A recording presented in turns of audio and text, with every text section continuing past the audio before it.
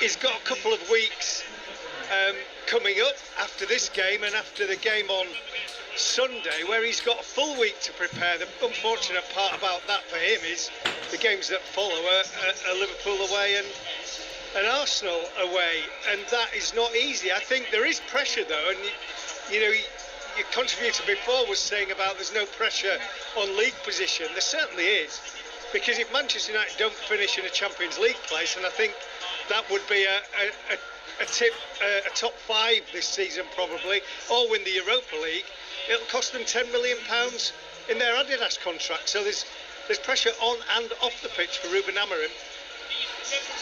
Simon, what we actually got you on to talk about, and that was fascinating hearing about that insight into Amorim, but actually what we were going to talk about were these in-stadium VAR announcements that are going to be trialled in the Carabao Cup semi-finals.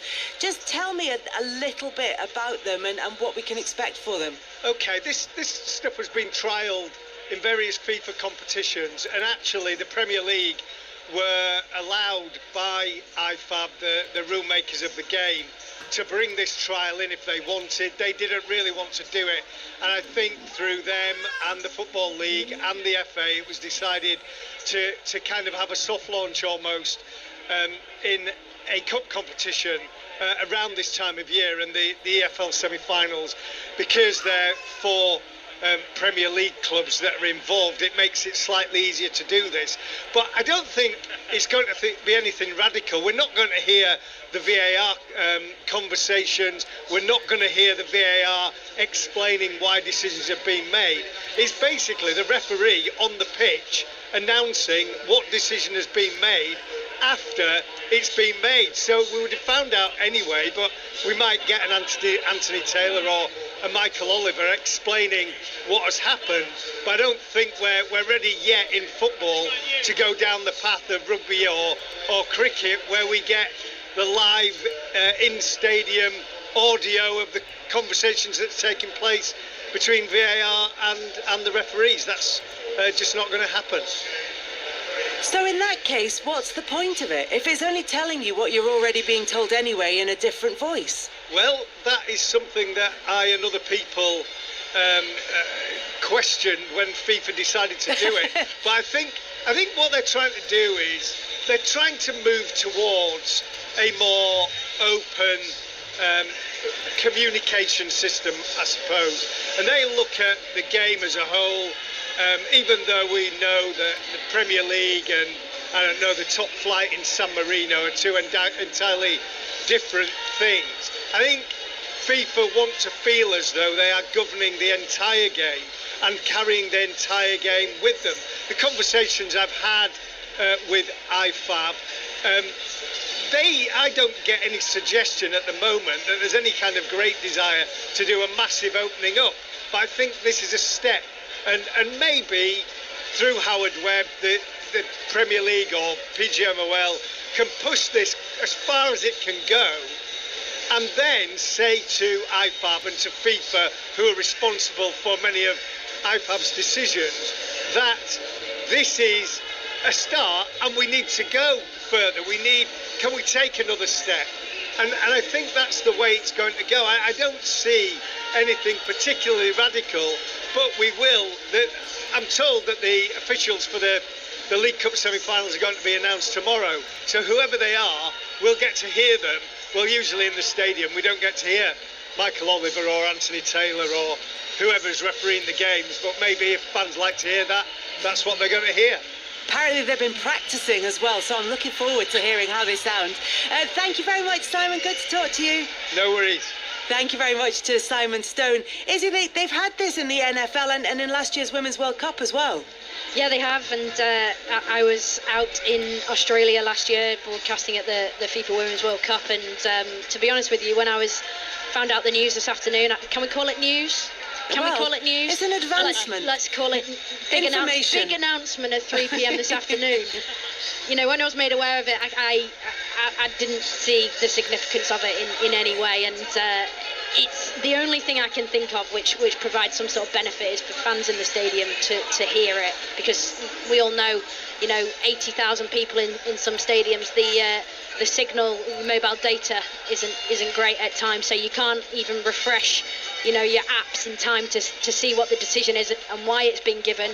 So for the referee to announce it, you know, he's not going to give much detail around it, he or she, but yeah, it's not news to me, Kelly. No, well, it's news in the fact that it's new, but it's not necessarily headline-grabbing news. I take your point. It's maybe just same information in a different voice, but it is what PGMOL is saying, and Simon was explaining there. They said it forms part of their broader commitment to transparency, including providing greater clarity and understanding around key decisions. So let's see how that one works out. It is just at the trial stage, and it is coming up in the semi-finals of the Carabao Cup. Busy night of football tonight, so let's take you up there, or let you know what's happening. 7:45.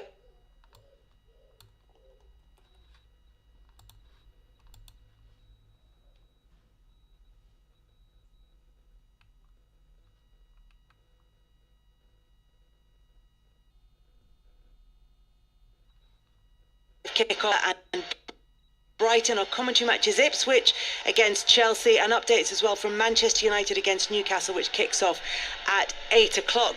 Let's get the latest from Ali Pally, though. James Gregg is watching the 8th seed, Stephen Bunting. And you can hear the Ali Pally crowd singing his name very, very loudly indeed. He's a set-up, is the Bullet, a massive crowd favourite. The David Guetta walk-on kept them fired up nicely. He took the first set 3 legs to zip. He did it with a cool 25, treble 20, double 18 to take out 121. Luke Woodhouse hasn't won a leg yet, and he's looking very, very good, Kelly. Thank you very much for that, James Gregg, keeping us up to date with everything at Ali Pally. As far as this evening's football is concerned, at the turn of the year last season, Aston Villa were second in the Premier League table. They were only behind the leaders Liverpool on goal difference. This season, they are currently 17 points adrift of the leaders Liverpool. Mark, if you look at that statistic, and I know it's a club that's very close to your heart as well, if you take it without any context, it looks like a significant setback. But are there additional factors at play for Aston Villa this season?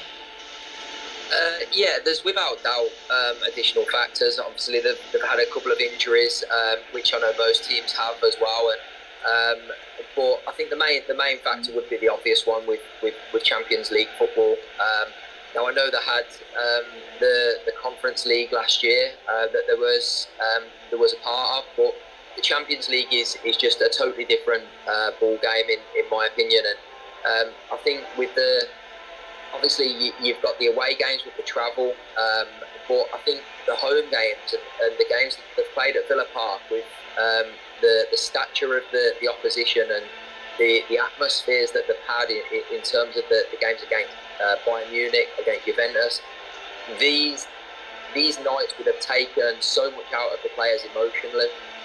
So that doesn't shock me that when they come to play against a Crystal Palace or somebody at home, all due respect, it's going to be harder for them to adapt to that game and that atmosphere. And I think even as somebody that's been down Villa Park, you can even notice it with the fans as well. Like the fans are nowhere near what they are against Crystal Palace, Bournemouth, Brentford is what they are against Bayern Munich, and they're not going to be. So I think it's a number of things in terms of that. Like I say, along with the travel, along with the physical side of it as well. So there's a lot of factors involved. So it doesn't surprise me at all. I just wonder as well if for some people, Villa's kind of place in the table, maybe a little bit of patchiness in terms of form, might have gone under the radar a bit, because I feel like the story around Villa is largely positive, and a lot of it is hinging on the performances of Morgan Rogers and John Duran, who obviously is going to be missing for 3 games after his red card. But there have been, at the same time as maybe performances overall might not have been quite there, there have been some great individual performances and some great young talent developing. Yeah, I think the main one that you touch on there, Morgan Rogers, I've been so impressed with him this year. I think at the start of the season he was showing signs of promise, and it was probably just in the final third his sort of last pass and his end product probably weren't just there. Whereas I look at him in the last sort of couple of 3 months, and he's got that in abundance now, and he's making the right decisions, he's making the right choices, and I think you look at his goal against Man City. He starts the move in his own half. He pushes through defenders. He palms defenders off. He drives the team forward, and then he gets into a goal scoring position, and he's got the quality to finish as well. So I think players like him, and then you've got the likes of Yuri Tielemans in the middle as well, and who's been dictating games. Had a slow start to his Villa career, but he's really come on leaps and bounds now, and I know the fans are taking to him. And then there's obviously the return of Boubacar Kamara as well, who's that's a massive plus for Aston Villa, and he's been a major part of the last few weeks. Going to be a really interesting matchup tonight against Brighton, because you'd imagine the clubs would have had fairly similar ambitions in terms of league position come the end of the season, but Brighton, without a win in their last 6, have kind of been off it of late, so a real opportunity here for Aston Villa. We'll keep you up to date with everything that happens in that one. Kick-off is fast approaching in our commentary game at Portman Road between Ipswich and Chelsea. Mike Maine is there, and so too is Paul Robinson. And Paul, it's absolutely pertinent that you're there, because this is a game in which there's going to be so much focus on the 2 goalkeepers. Yeah, both managers tonight have decided to change their goalkeeper. It was a topic we were going to talk about, wasn't it, with Muric and Sanchez, the errors that they've had that have led directly to goals this season. Muric more in particular, 5 errors directly leading to goals, the most in Europe's top 5 divisions, and I think he was susceptible at his time at Burnley as well. Looked at him, they're playing out from the back with his feet, and actually his distribution with his throwouts as well. Sometimes his decision making is not the best, and 2 big decisions tonight from both managers as the players emerge from the tunnel down to our right hand side to a fantastic atmosphere here at Portman Road. But 2 managers have made 2 big decisions. Enzo Maresca will tell you it's part of his rotation, because he's made a lot of changes tonight. He said he was going to rotate his team before the start of this game because of the amount of games. It's 9th match in December for Chelsea, so that one you could maybe understand. But Kieran McKenna's made a big decision with his goalkeeper tonight. Paul, I want to ask you as well about Liam Delap, only because Enzo Maresca has been talking about him this week, because he coached him in the Manchester City Academy, and says he could be a big player for England as well as for Chelsea. What's your thoughts on him? Yeah, involved in 7 of 16 goals this season. Failed to score an assist in his last 6, but his reputation is certainly growing. He's been a big part of everything that Ipswich do going forward. He gets his goals. He's a pest. He causes centre-halves a problem. He runs in behind. And the thing that Manchester City, Enzo Maresca knows all about him, and as you say, spoke extremely highly of him. There's a lot of talk of bigger clubs looking at him if Ipswich were to fall out of the Premier League. The price tag that he would cost, what would it take to get him away from here? But actually, when you look at it, Manchester City have been very, very clever in the deal. They have got the first option to buy him back. So we know that Pep Guardiola, they need reinforcements at the moment. If another team were to come in for Liam Delap at any point, whether it be January or in the summer, Manchester City get the first option. And there have been so many players who've excelled for Ipswich so far this season, but it hasn't helped them in terms of results and in terms of their league position. They start this evening's match 2nd from bottom in the table. For Chelsea, there's an opportunity for them to go back into 2nd place in the table if they get the win. And taking you through all the action at Portman Road, your commentary team of Paul Robinson and Mike Maine. Kelly, thank you.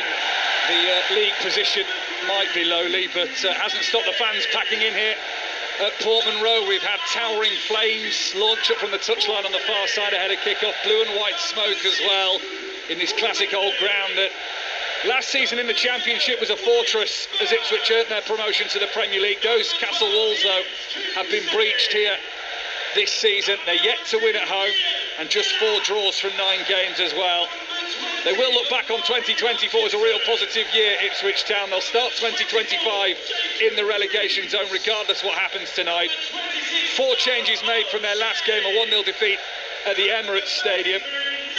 Muric, the goalkeeper, dropped as we were just discussing. In comes Christian Walton, who did start in goal on the opening day, but hasn't played in the league since. Johnson, Phillips and Smodics, the 3 out in the outfield, with Morsey coming back to captain the side. Burns and Broadhead also in. So Ipswich start with Christian Walton in goal. They move to a back 4, we suspect, in a change from the back 5 against Arsenal. O'Shea, Greaves, Wolfenden and Davis. The midfield held by Sam Morsey, the captain, and Kayuste. Burns, the former Chelsea man, Hutchinson and Broadhead sit behind that front man, that vital figure for Ipswich in Liam Delap. And just like Kieran McKenna, Enzo Maresco also won promotion to the Premier League last year, but in the summer he swapped the blue of Leicester for the blue of Chelsea. Their away record is better than their home form so far. 20 points collected on the road this season, only bettered by Liverpool. 3 points tonight will help them get back closer to the league leaders, who they're currently 10 points behind. It was a Boxing Day knockout delivered by Fulham for Chelsea last time out. They lost in the 95th minute. 5 changes, and that also includes their goalkeeper tonight. Robert Sanchez replaced by Jorgensen. In terms of the outfield, Gusto, Neto, Sancho and Jackson, the ones replaced by Disasi. Madueke, who's back from a technical decision, as Enzo Maresco classed it last time out, Felix and Nkunku. So Jorgensen is their Danish goalkeeper. He did start in the Premier League in a 5-1 win over Southampton, his only Premier League appearance today. More familiar with Conference League football for Chelsea this season. A back four of Disasi, Adara Bioyo, Colwill and Cucurella. Fernandes and Caicedo in the holding midfield roles, Caicedo being one of only 2 players to start every game for Chelsea in the Premier League this season, the other being Cole Palmer. Palmer then sits with Madueke and Felix behind Christopher Nkunku. We're almost ready for kick-off. It is Amari Hutchinson to get us underway, with Ipswich in their royal blue shirts with the thin white pinstripes, the white shorts and the blue socks to match. They're going for an early opportunity down the left-hand side, looking for the ball through to Amari Hutchinson in the penalty area, cleared away by Chelsea, who are all in white this evening. Paul Robinson. Good start by Ipswich, straight from the kick-off. They've shown their intent, they're not afraid to go direct. Ball played back to the centre half. Luke Woofenden emerges down the left-hand side to Leith Davis. We know that he's the assist record that Leith Davis has got, and immediately they look to put bodies into the box and get crosses in, and that's an avenue that they'll look to exploit tonight, Ipswich. Leith Davis, the only player of Ipswich to feature at every Premier League minute so far this season. Ipswich from left to right in the opening 45 minutes, attacking the Sir Alf Ramsey stand, the 2-tiered stand, away to our right-hand side. Chelsea from right to left, attacking the Sir Bobby Robson stand, and here they come down the far side. Their right is laid back to Axel Disasi, one of those 5 changes by Enzo Maresca, who is sat in his dugout. He was sat down in his dugout, he was for a long time during the warm-ups as well. They're also underway at Villa Park. Aston Villa against Brighton. Chris Coles is there for us this evening. Chris. Mike, the game has stopped no sooner as it began. In the opening 10 seconds, a nasty clash of heads between Boubacar Kamara and João Pedro. Kamara's okay, but João Pedro getting attention to a nasty cut. There's plenty of blood on the shirt. Still 0-0, 2 minutes in. Battle of the 2 out-of-form teams there at Villa Park for Chris tonight. Villa have lost 5 of the last 9. Brighton winless in 6. Here come Chelsea, looking to get back to winning ways in the penalty area, right-hand side. Shot taken on by Noni Madueke, but it hits a defender and rolls out towards the far side touchline. Back in possession with the star man of Chelsea in 2024, Cole Palmer, headed away on the edge of the Ipswich penalty area by Wes Burns. Up towards the halfway line where Delap will chase, clashes with Levi Colwill, and it's Chelsea who have a free kick. I like the way that Ipswich have started this game. They've gone for the high press. They're putting the centre halves of Chelsea under pressure. Ball went out to Cucurella there. Wes Burns was on him as quick as a flash. Liam Delap setting the press. Broadhead on the left-hand side. But then on the flip side of that, Chelsea broke the press so easily on the turnover possession. Ipswich committed 3-4 bodies forward with one pass. Cucurella found Fernandes. They broke the lines. They were in between and they looked dangerous. Ball out to Madueke again on that right-hand side. Cuts in on his left foot. And that's what Ipswich are going to have to be careful about. If they commit too many bodies forward, Fernandes, Caicedo, finding that space in between defence, midfield, the lines that we all talk about, breaking the lines, in one pass there, they were extremely dangerous.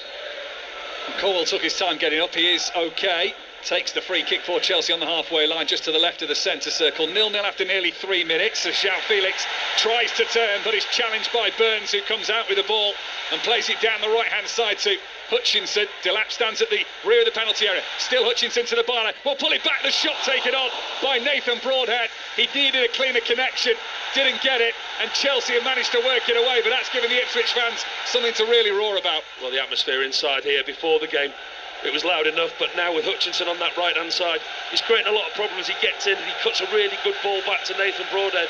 6-7 yards out on the angle of the 6-yard box, kind of scuffs his shot. It's an easy block for the defender, but again, it's another show of Ipswich's intent to press high. Liam Delap tries to control on the halfway line, hits his standing leg, and Chelsea have moved the ball forward down the middle with Cole Palmer looking for Christopher Nkunku. Tied behind his feet was the ball on the edge of the penalty area, and now it's Ipswich to motor away into the centre circle.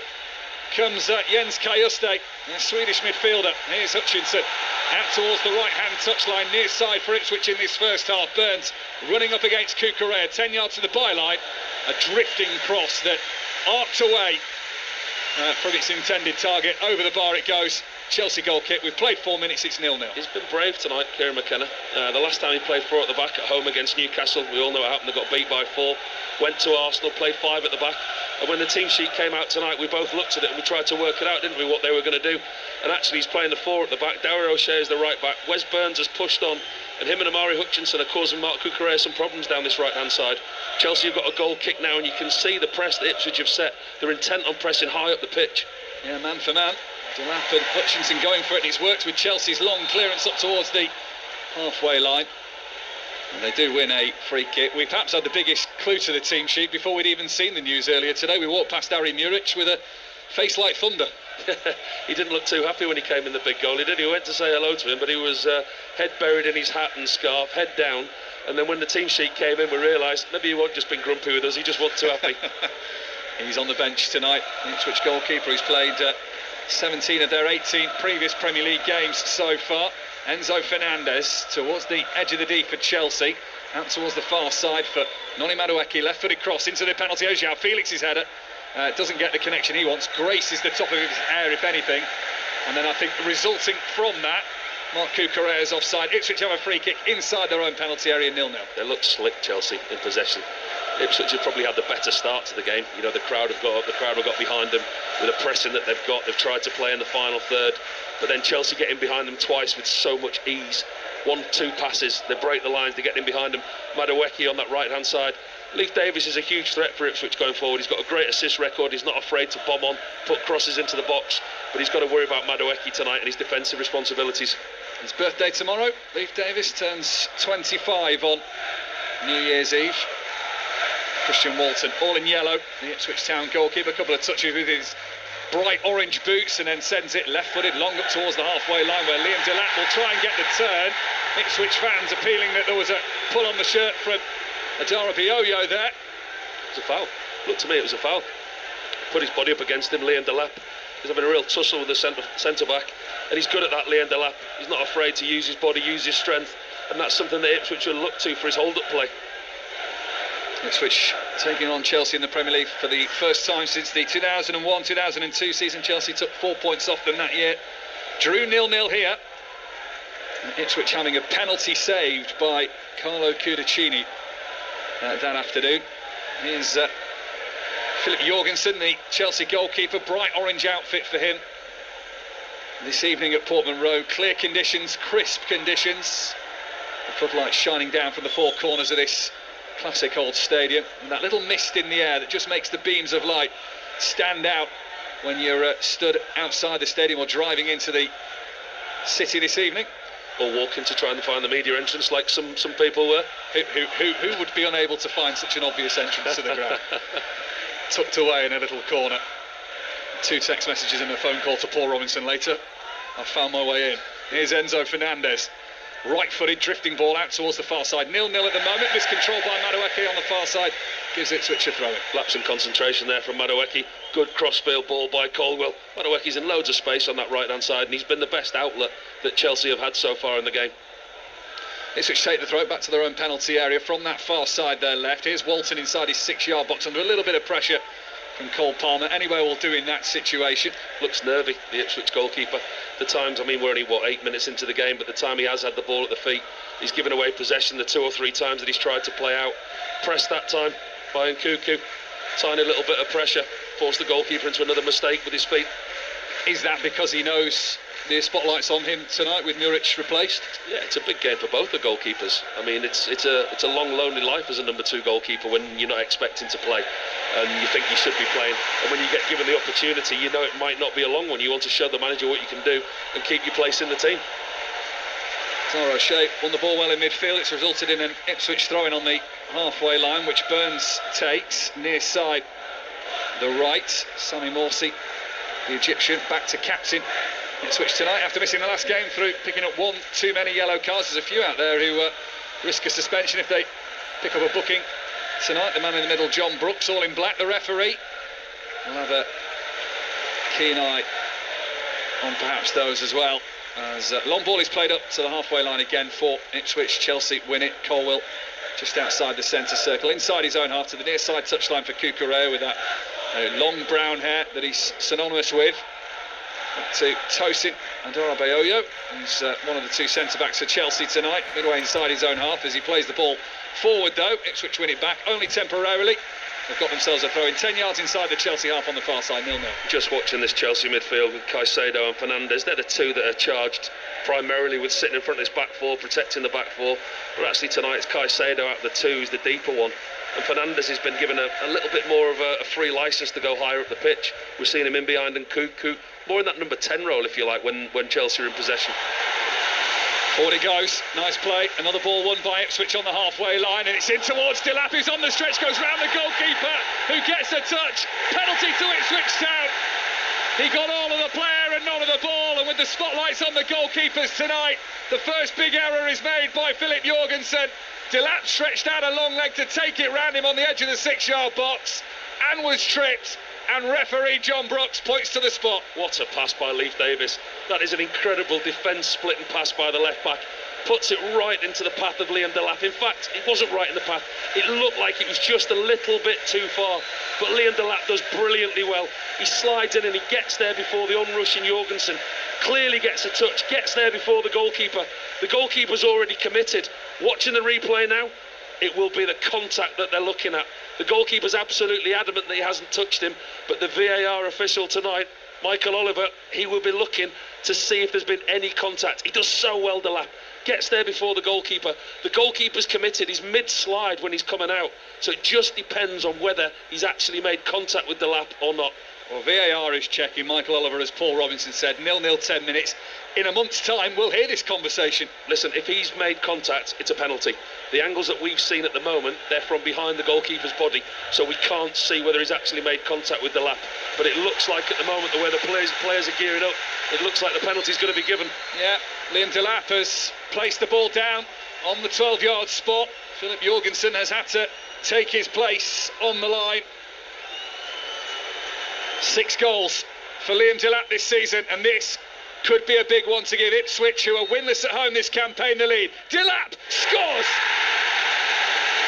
It's right down into the bottom left-hand corner. Jorgensen got the right way, but Liam Delap gives Ipswich Town the lead. It's Ipswich 1, Chelsea 0. I love that penalty. Absolutely love the way he took that penalty. So much confidence in himself. The goalkeeper guessed right. The goalkeeper went full length. We whipped it across him, down to the goalkeeper's right-hand side, just inside the post, with pace, with power. Goalkeeper guessed right, but he had no chance. It's just a really well-executed penalty. Excellent start for Ipswich. A goal here and a goal at Villa Park for Chris Coles. And a goal for Brighton. Villa 0, Brighton 1. Villa undone with a long ball over the top. João Pedro causes chaos. Simon Adingra takes control and places into the far corner. Aston Villa 0, Brighton 1. Thanks, Chris. There's some atmosphere here now. There'll be an even better one, perhaps, at Ali Pali for James Gregg. Latest from the World Darts Championship. Yeah, Stephen Bunting flying, averaging in and around the 100 mark. The man from St Helens making light work of Luke Woodhouse. Another set to the good. In fact, it's Snakebite and not Luke Humphreys. Might be pumping Bunting's tyres up a bit. He leads 3 sets to 0. Jorgensen caught under pressure there, and Chelsea have won themselves a throw-in, but maybe that penalty decision, maybe Liam Delap scoring against him, has just unsettled the Dane a little bit. Yeah, I think we've got an atmosphere to rival Ali Pali at the moment, haven't we? It's strange to understand Ipswich's home record with the way that the crowd have been tonight, the way that the team have started. Only 4 at home, only 4 points, drawn 5, lost 4. Here come Ipswich again with Delap firing a shot from the right of the penalty area. It just fell nicely to him. Right hand side, almost on the half volley, swung it across goal. It couldn't find the back of the net. Ipswich are feeling the momentum here. He fancies this tonight, Liam Delap, doesn't he? By the way, that was a brilliant save by Philip Jorgensen, who was at fault for the penalty, but it's on the angle. Delap takes him by surprise, smashes it across him on the half volley. It's a good height for the goalkeeper, but it's going right across him, right into the far right-hand corner. Puts his hand out, hits the top of his hand. It's a good save by Jorgensen. That'll give him a bit of confidence. So Chelsea on the recovery here. They trail by 1-0. 13 minutes played at a lively Portman Road. Kieran McKenna patrols his technical area. Grey quilted overcoat on tonight with the black chinos and smart shoes on. Maresco's got his longer navy quilted coat on, but his tracksuit top and bottoms on underneath that. As Chelsea try and play a long flat ball down the middle.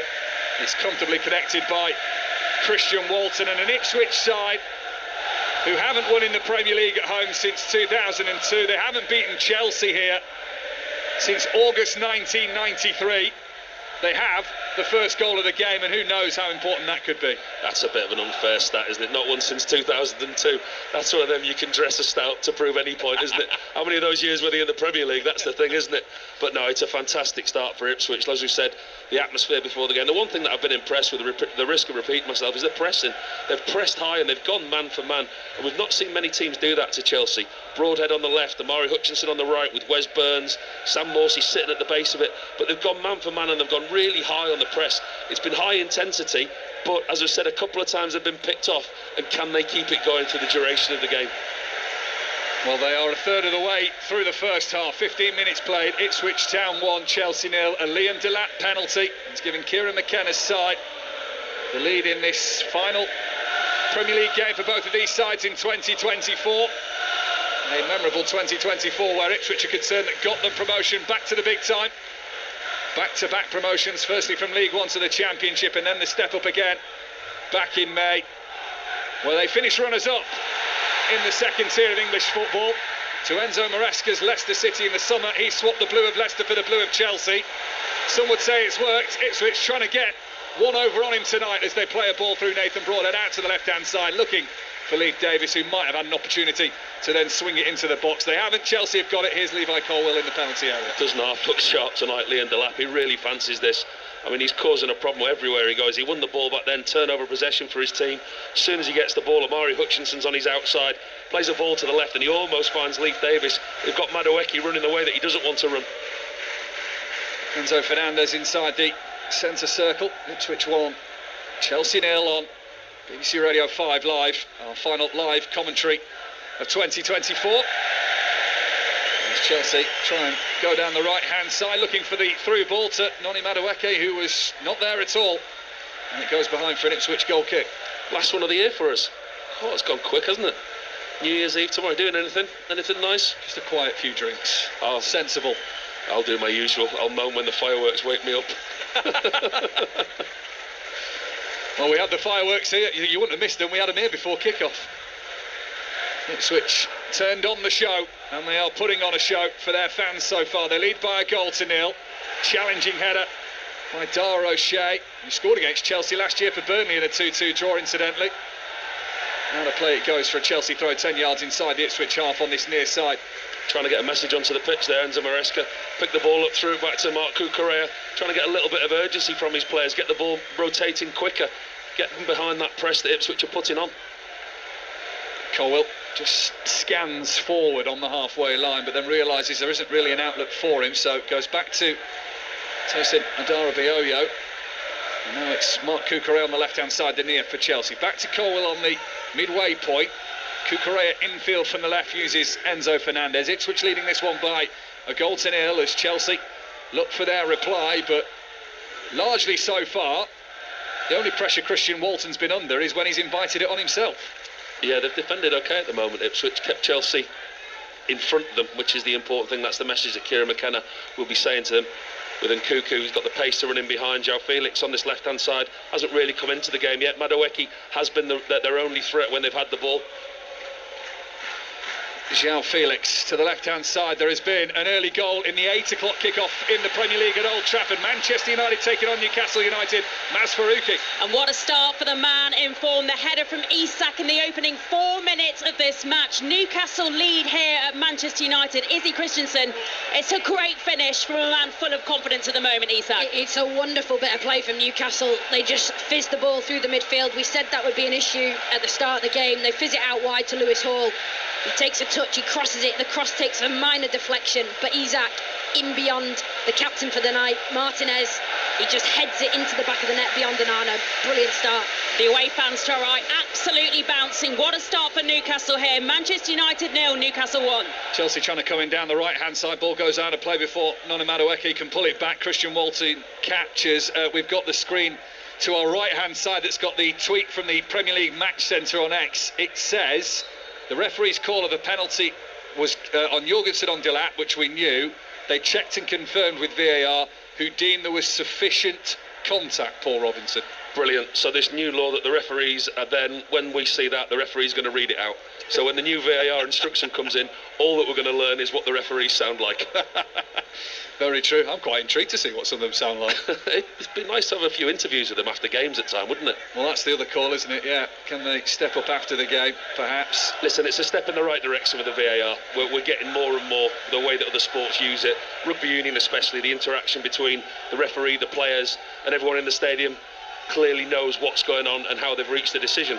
We're not getting there yet, but it's a step in the right direction. Chelsea trying to get there in terms of going goal bound, and Nkunku trips on the edge of the D as he flicked the ball to his right-hand side for Cole Palmer, and that's given Chelsea a free kick.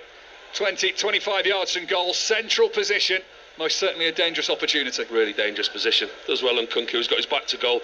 First touch, turns, looks to get into the box, gets caught. And it's a position, it's, 5-6 yards outside the box, slightly to the left-hand side, slightly off-centre. We quite often say it's too close. This isn't too close and it's not too far. Enzo Fernandez is looking over this, he's looking interested, as is Cole Palmer there in his bright orange boots. They've definitely shifted that ball back a yard or so and slightly to the left to give them that slightly advantageous angle. Either Enzo Fernandez with number 8 on his back, or Cole Palmer in the cream-white shirts of Chelsea, who trailed by a goal to nil. 20 minutes played at Portman Road, a Chelsea side that have only lost 3 times away from home in 2024. 2 of those came at Anfield, and the other one at the Emirates. Tough places to go. And Ipswich Town, who've not made Portman Road a fortress in the Premier League, are trying to keep Chelsea out here. 1 of 3 for this free kick. It looks like Cole Palmer is taking quickly to Enzo Fernandez, and Palmer off the post, and then it rebounds, and it needs Walton with a double save. It was Nkunku looking to pounce at the second attempt. Chelsea almost caught Ipswich unawares there, and Cole Palmer left-footed strike, quick 1-2 with Enzo Fernandez, hits the base of the left-hand frame, bounces out, and Nkunku sliding in, and Walton saves the ball pretty much back in his own direction. It's a brilliantly worked free kick to Fernandez and Cole Palmer. Goalkeeper's got his wall wrong. There is no way in the world that Cole Palmer should be allowed to bend the ball round that side of the goalkeeper's wall. Should be further over. It's a lovely worked free kick into Fernandez really quickly. Cole Palmer, it goes around the wall at waist height, hits the goalkeeper's near post. The goalkeeper's scrambling after it. Fortunately for him, the rebound falls straight into his arms. So Ipswich still lead by a goal to nil, but Chelsea have just hit the frame of the goal, and certainly the closest they've come. He got his wall all wrong there, Christian Walton. We're sat directly in line with where the free kick was, and he gave Cole Palmer too much space. I know they moved the ball 2 yards by playing the 1-2, but still, as a goalkeeper, you put a man that's level with a post and another one outside that position to stop somebody doing exactly what Cole Palmer's just done there. Goalkeepers under the spotlight tonight. If you missed the team news before kick-off, both managers, Kieran McKenna and Enzo Maresco, changed their goalkeepers from the previous game. So Ipswich lead here by a goal to nil, and it's Chelsea's goalkeeper that gave away the penalty that Liam Delap scored from at the midway point of the first half. Let's check in at Villa Park, where Brighton were ahead the last we heard, Chris Coles. And they still are with 23 minutes played. Villa 0, Brighton 1. Villa have lost their centre-back Pau Torres. He limped off the field with what looked like a bad ankle injury. Very carefully helped down the tunnel. Tyrone Mings on in his place. 23 minutes in, Villa 0, Brighton 1. Ipswich win a free kick midway inside their own half with Liam Delap pulled... midway inside the Chelsea half with Liam Delap pulled back. Let's check back in at the darts for first result of the evening session. James Craig? Yeah, that's right, Mike. The Bullet has fired himself through to the quarter-finals of the World Darts Championship. It does not get more comprehensive than what we've just seen from Stephen Bunting. 4-0, averaging a shade under 100, picking the doubles out with ease. He's got Peter Wright in the last 8. And up next, Jeff de Graaf, the man who knocked out Gary Anderson, against Michael van Gerwen. Thanks, James. Palmer swings it in from the right-hand side all the way through and into the roof of the net by João Felix. Back in the starting 11 for Chelsea this evening. Lovely delivery in by Cole Palmer. Who else, where Chelsea are concerned with goals this season? But Felix from close range gets the touch. The ball flies up onto the roof of the net. And Chelsea do have their equaliser. Ipswich 1, Chelsea 1. He's looking nervously across at the linesman, João Felix, when this goes in. And rightly he may do as well.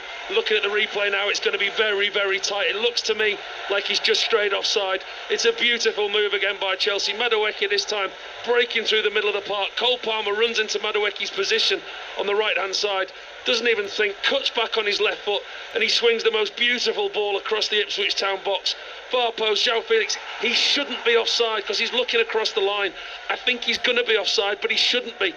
He can't be. He's looking across the line. If he's straight offside, Enzo Maresca will be going absolutely apoplectic at him because he's looking across the line. It's a beautiful ball by Cole Palmer, and it's a lovely finish. But I think he's offside, Mike. Well, again, in the Carabao Cup semi-finals, we'll hear this conversation between the referee and the officials. It'll be played across the stadiums as we wait for John Brooks to get the signal one way or the other from Michael Oliver. It is João Felix on the left of the penalty area. The ball floated in from the right by Cole Palmer.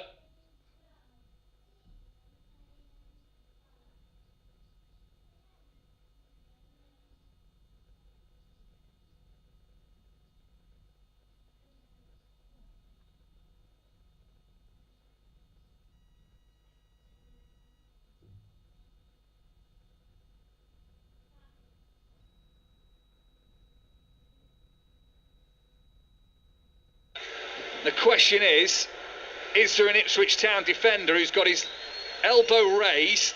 Is that playing João Felix onside? Well, to give you a picture of what we're seeing a picture that to the naked eye, it looks like he's half a body offside. But actually now we're seeing Michael Oliver in the VAR hub. He's looking at it. They're going to put the lines in it. We've not seen the lines yet. We've got a view of Enzo Maresca sat on the dugout below us. How dugouts have changed. Every seat's got an iPad in front of it. The whole staff, they're all sat there making their own decisions. To the naked eye, you're looking at it going, he's offside. But actually the length of time that this decision's taken tells you how close it is. There will be lines of fractional margins being drawn. The freeze frame of Cole Palmer, 25 yards from goal, coming in from the right-hand side, left-footed delivery, is the stop-motion picture that we get to see.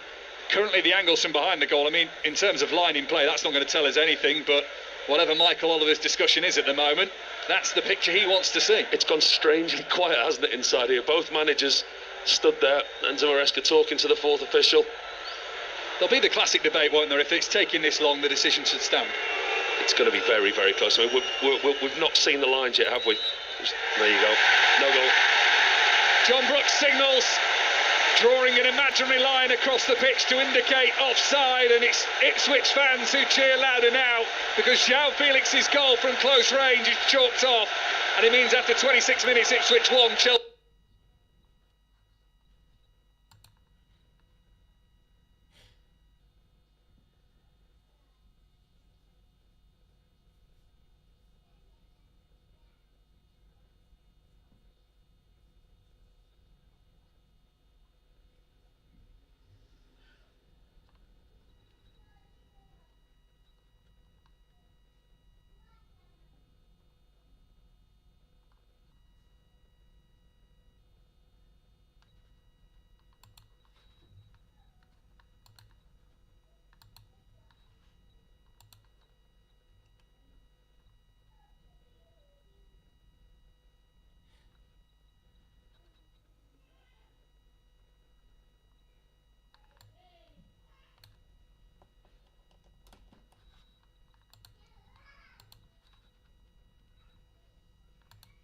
he was putting the ball across the box, straight into the path of João Felix. And as I said in the analysis, he shouldn't be offside. He's at the back post, he's looking all the way across the line of defenders. There's 4 Ipswich defenders there. He should not be offside. Hutchinson's gone really late on Cucurella on this near side touchline. The Chelsea left back, midway inside his own half, is curled up in a ball.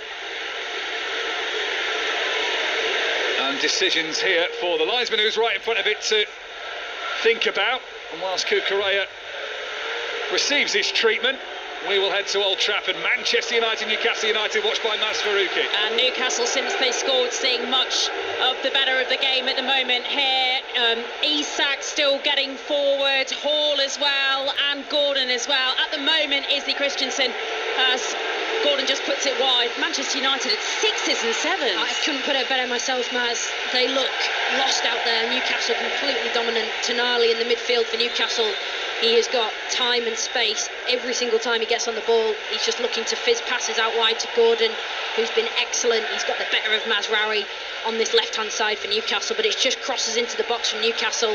United dropping off defending, chance after chance so far for Newcastle. All the noise coming from the Geordies to our right at the moment. 14 minutes played here. That Alexandra Isak goal, that header in the early stages, the different. Manchester United 0, Newcastle 1. It's a Newcastle side that have won their last 4 as well under Eddie Howe. Positive start for them. Manchester United, 5 defeats in their last 7 prior to tonight. 1-0 Ipswich here though. Another defeat over the Christmas period as it stands for Chelsea, who lost to Fulham on Boxing Day. The away side in possession at the moment, into the centre circle with Tosin Adarabayoyo, who is one of the only Chelsea players out there with a history of playing Ipswich. In his West Brom loan days when he was at Manchester City, he played Ipswich twice, won 1, including 1 here at Portman Road, and drew the other. But with such a long gap between these two sides having last faced each other, not only in the league but also in the FA Cup, that was back in 2011. Chelsea won 7-0 that day. There are very few that can claim a connection between both sides. Here come Chelsea down the right-hand side. Oli Madueke's got round the back of his man. He's into the penalty area here, edge of the D. Lays it back, shot from João Felix. Clatters into a defender, then Cucurella, left-footed, hammers it wide of the right-hand post. It was Luke Wolfenden, the man down in the penalty area with the initial shot from João Felix. Ball then fell to Cucurella, but he couldn't steer it on target. 1-0 Ipswich. Madueke again down that right-hand side, but what a pass by Enzo Fernandez. It's a beautiful ball in behind the fullback. Madueke makes his run to the right-hand side. You think for all the world he's going to go on the outside. He gets eye contact with Fernandez. Fernandez slips the ball inside the fullback. Madueke times his run perfectly. Comes to the edge of the box, lays it across to João Felix. Smashes his shot straight at Wolfenden. Comes out to Cucurella, takes it on the half volley. Harmlessly wide from Cucurella, but again, another sweeping move by this Chelsea team. Yeah, smacked Wolfenden clean in the head, that initial shot from João Felix. Wolfenden was behind another defender. I think he saw it late. He's then headed it back to his goalkeeper now, in Christian Walton, who goes long. Liam Delap with a heavy chest control. There's a stooping Axel Disasi there, but Ipswich have the ball on the far side touchline. Their left, played back to Jacob Greaves with his long brown hair tied back with a Alice band. It's another long clearance from Christian Walton away from his 18-yard box away to our left-hand side. Ipswich the home side, left to right in the opening 45 minutes. We've had half an hour of that.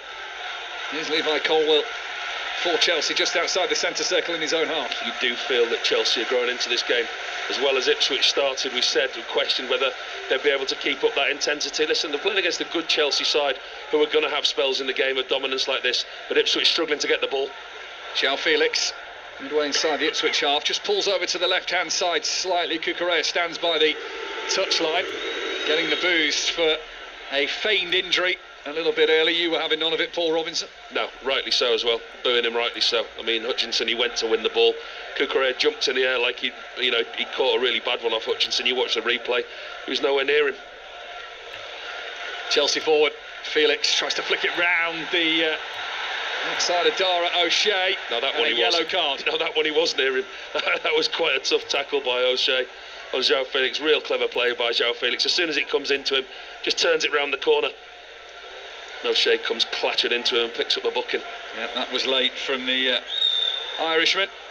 Felix, clever, Knew where the pressure was coming from, quickly disposed of the ball as O'Shea disposed of his man. Enzo Maresca here having a conversation with... He's on the pitch. He is on the pitch. And the fourth official has just come over to remind him of his boundaries in the technical area. Darren Bond having a word with Levi Colwill. That's from the school of Pep Guardiola. I've seen Pep do that before. Absolutely, yeah. Enzo Maresca, who was the assistant to Pep Guardiola for a year or two at Manchester City. He was also the academy manager at Manchester City and had Liam Delap as a player. And this week has said the Ipswich forward is going to be of use to England. Right now, at the other end, it's a Chelsea free kick, which Palmer left-footed swings in, headed away out to the far side by Jens Kayuste, and it's gone out for a Chelsea throw, level with the corner of the penalty area, out on the far side. Ipswich still leading this one by a goal to nil. Surprisingly poor delivery, a rare poor delivery, a collector's item from Cole Palmer. Opportunity to put the ball in the box, but he didn't. 5 Live Sport live from Portman Road. As Felix goes in for the challenge, and then Sammy Morsey emerges with the ball. Seemed a bit 50-50, and I get why Ipswich fans aren't happy with that. There's been a second goal at Old Trafford. Maz Faruqi. Another header, another goal for Newcastle. Joe Linton this time with the finish. Past Andre Onana. Great cross on the left from Newcastle. And it's gone from bad to worse for Manchester United, Izzy Christensen. Yeah, it's deja vu. Again, across from the left-hand side. Worked through midfield, through the thirds by Newcastle again. I'm going to say it. Casemiro and Eriksen are having a torrid time in that midfield. They're just playing through them, 1-2s. It's like a training session. And Gordon just works it wide, gets one-on-one with Mazraoui, cuts onto his right, fizzes it into a really good area. And Joe Linton, the power as he arrives in, he just tumbles over Martinez and heads into the back of the net. It's another brilliant goal for Newcastle, and so poor from United. And another instance where Gordon has got the better of Mazraoui, and Ruben Amorim is just shaking his head as he stalks his technical area. Manchester United 0, Newcastle 2, only 20 minutes played. Maz, thank you. That might be a topic for Maz tomorrow. She's with you at 7 till 8 on 5 Live Sport, along with Nigel Reo-Coker and Don Hutchinson, to reflect on the latest Premier League games and results, plus a look ahead to 2025, with it being New Year's Eve. Our next live commentary from the Premier League is on New Year's Day, 5:15 kick-off. Brentford against Arsenal in West London. Colwill, left-footed, swings it in, and it catches Madueke, who was just, I think, if anything, trying to keep it in play. Oh, Ipswich's clearance is poor. Here's Caicedo, flashed with the left foot, edge of the penalty area. It was always looking to bend high and wide, and Ipswich survive another scare of their own doing. It's coming, isn't it? You just get the feeling that Chelsea, they keep knocking at the door. They've had that goal disallowed. They're moving the ball across the midfield really quickly, really well. Ipswich is suffering at the moment. Ball across to the far post, and actually Jacob Greaves does really well just by sliding in. He inadvertently puts off Madueke. Ball comes to Caicedo on the edge of the box, gets his shot wrong, slices it. But Chelsea dominating at the moment. Ipswich are going through a spell in the game where they're having to suffer. 10 minutes to half-time. Ipswich trying to double their lead, come down the left-hand side. Amari Hutchinson can't keep it in play. The ball was always bending away from him as it ran down the white paint. We have a penalty at Villa Park for Chris Coles. Penalty for Villa, opportunity to equalise. Ollie Watkins standing over it, back in the team, and back in the goals. Into the bottom right-hand corner, pressure penalty from Watkins, and he took it really well. Aston Villa 1, Brighton 1. 7 goals in his last 8 games against Brighton for Ollie Watkins. No John Duran tonight. He was serving a 3-match suspension for a questionable red card he picked up at Newcastle on Boxing Day. You were there, was it? Was it questionable? You were there? I can see why the red was given. What did Pat think? Pat Nevin thought otherwise. Players' union. Here comes João Felix for Chelsea, trying to get level. Low right-footed shot, looking for the bottom corner. But it was a comfortable save in the end for Christian Walton. Weak by João Felix at the edge of the box. Space opens up for him. Just see him, he opens his body up, looks to curl it into the bottom left. See that still separates these two sides on 5 Live Sport. Felix trying to get down the middle. Sliding interception comes from Sammy Morsey, pushes it out towards this near side. It's hurried a little bit by Ipswich Town, but emerging with it from the edge of the centre circle is Nathan Broadhead. Options to his left. One of them is Liam Delap, who just tries to get it out of his body, and then a miscommunication between him and Leith Davies. He thought the left back was coming behind him to get a better run on the ball, and it's allowed Chelsea in to clear it away. Does really well Amari Hutchinson there in the midfield. And Liam Delap, he times his run, he pulls away from his centre half, looking to pull out to that left hand side, but inadvertently goes straight into Leith Davies' space. Chelsea instantly try and get the ball up the other end of the pitch to find their equaliser. 1-0 down. Levi Colwell, left-footed, short pass out towards the near side. Cucurella instantly back to Colwell again. Here's Caicedo, one of 2 Chelsea players to have played and started every game in the Premier League this season. Cole Palmer the other, who stands just ahead of him to his right-hand side. Enzo Fernandez out towards the far side touchline. Here's Noni Madueke. Left-footed cross that is headed down and away by Jacob Greaves, one of the big summer signings for Ipswich Town, in the heart of that defence. Now Tosin, Adara Bioyo, back to Levi Colwell. Hutchinson, the ex-Chelsea player, goes to close him down. Now here's Marc Cucurella. Caicedo just emerging into a little bit of space onto the edge of the penalty area. João Felix takes over, looking for the layoff that never quite came. Good pressurising defending from Ipswich, who are trying to break away with Nathan Broadhead, who sends one over the top. Looking for Liam Delap, who's all on his own. Right corner of the penalty area. Needs support. Might go alone, Liam Delap. Fires it in at the near post. And it is palmed behind and around and away for a corner by Philip Jorgensen. That's another good save by the Chelsea goalkeeper. But Ipswich this time turned defence into attack very, very quickly. Turnover of possession. Broadhead, I think it is, puts a ball over the top to Liam Delap. And as you said, Mike, he's all on his own. He's got no options. The only option he's got is to run into that Chelsea.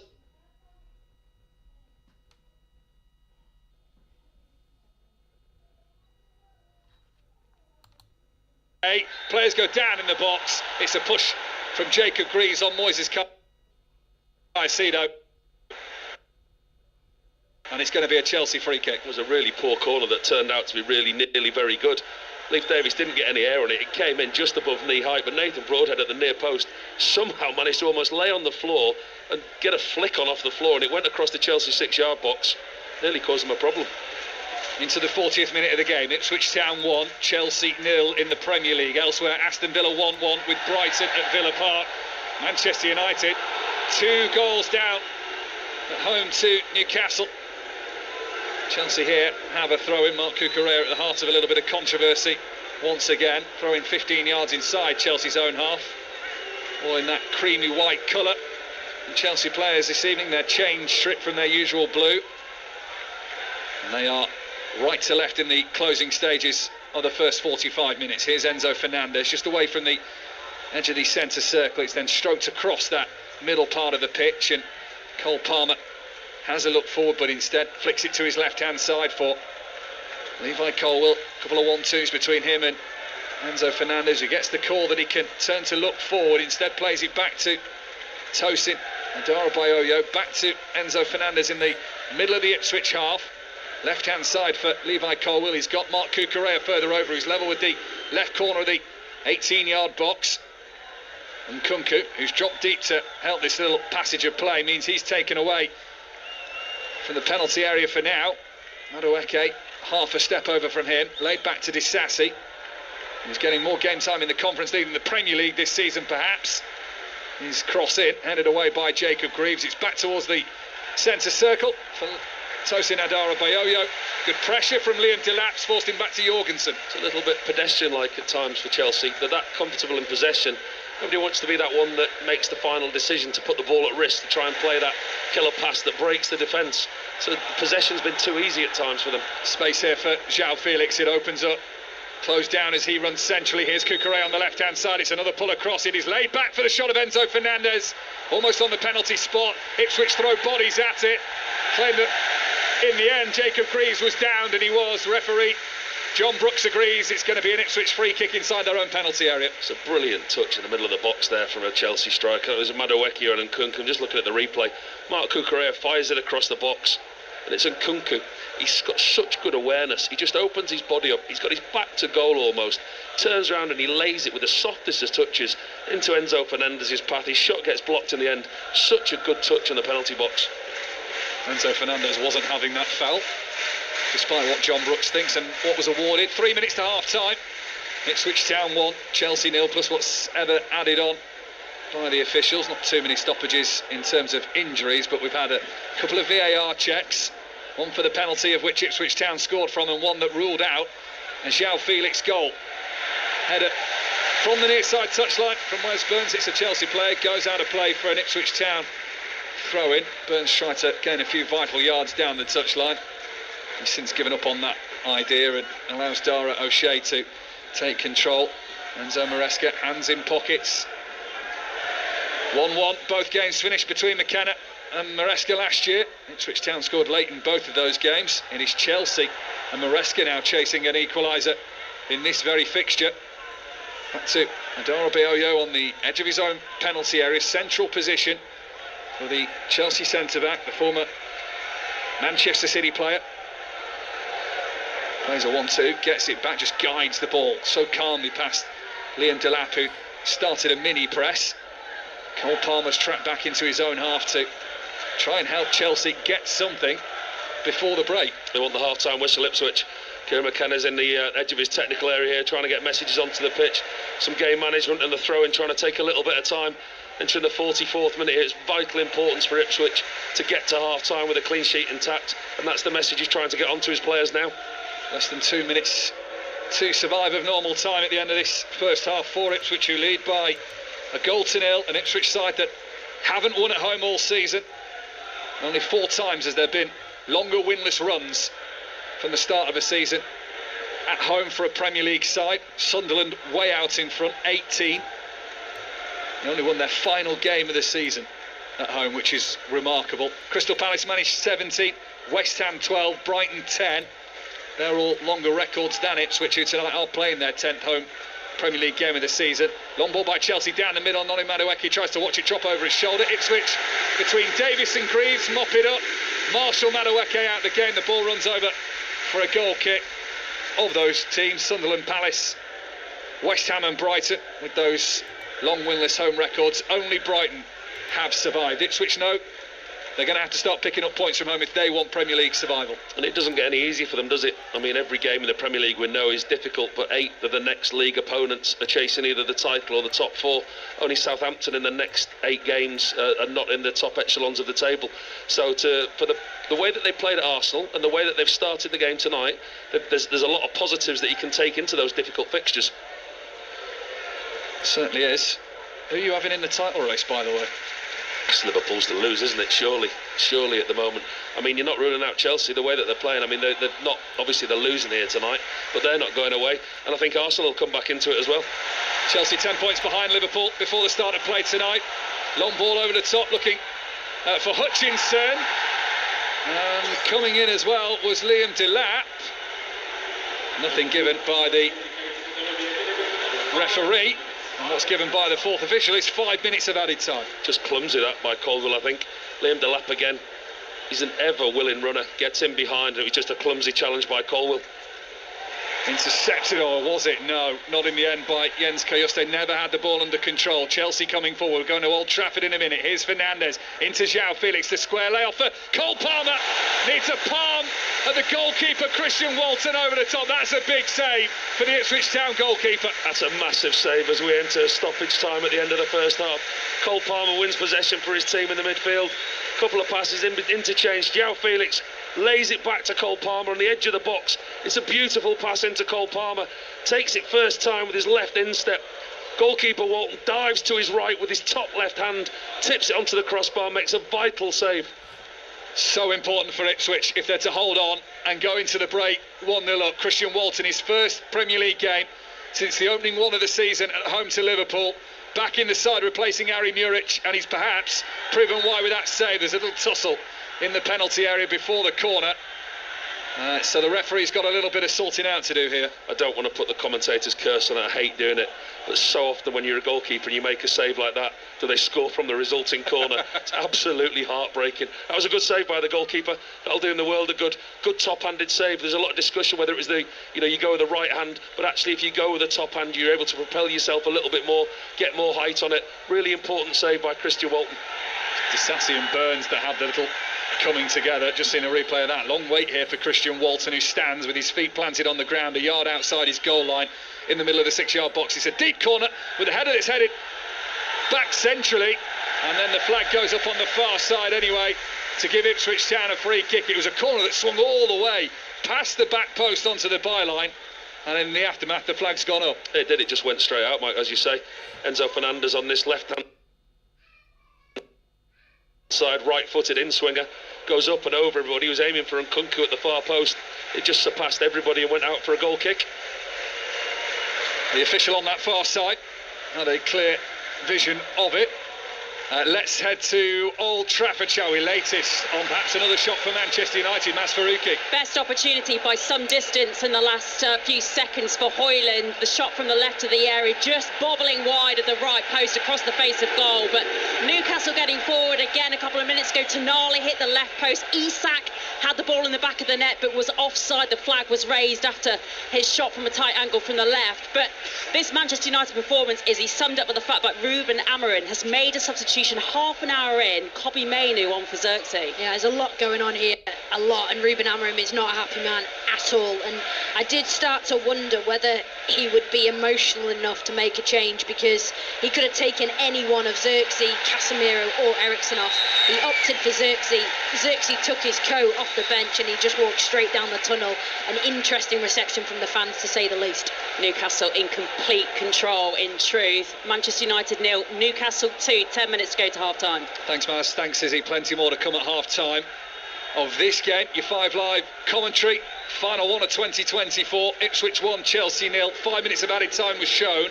We've had 3.5 of those. Here's Colwill for Chelsea, who, if they score now, will just shatter Ipswich's hearts. They've defended largely well, and with sloppy play like that from Chelsea, they'll be happy to take that all day long. They'll take their time over this goal kick as a result of that poor pass from the visitors. Let's go back to Villa Park. Chris Coles. We'll see your 5 minutes, Mike, and raise you 12 minutes of added on time at the end of this first half. João Pedro's cut took a good 5 minutes to sort. Pau Torres' injury likewise, and we've had 2 very lengthy VAR checks. So 49 minutes, but we're going to be playing to 57. Villa 1, Brighton 1. Settle in, Chris. You may as well spend New Year in Birmingham at that rate, I think. He's earning his money tonight, Colesy. Is João Felix for Chelsea. Ball flew up into the air from Enzo Fernandez as he caught Jens Kajuste in the aftermath of that. Ipswich hack it long down the middle. Delat will chase. Adara Bioyo's got a decision to make here. It's a little cush. Kajuste then tries to send it back towards the half-time whistle goes. Initially allowing the penalty of Liam Delat with the foul from the Chelsea goalkeeper.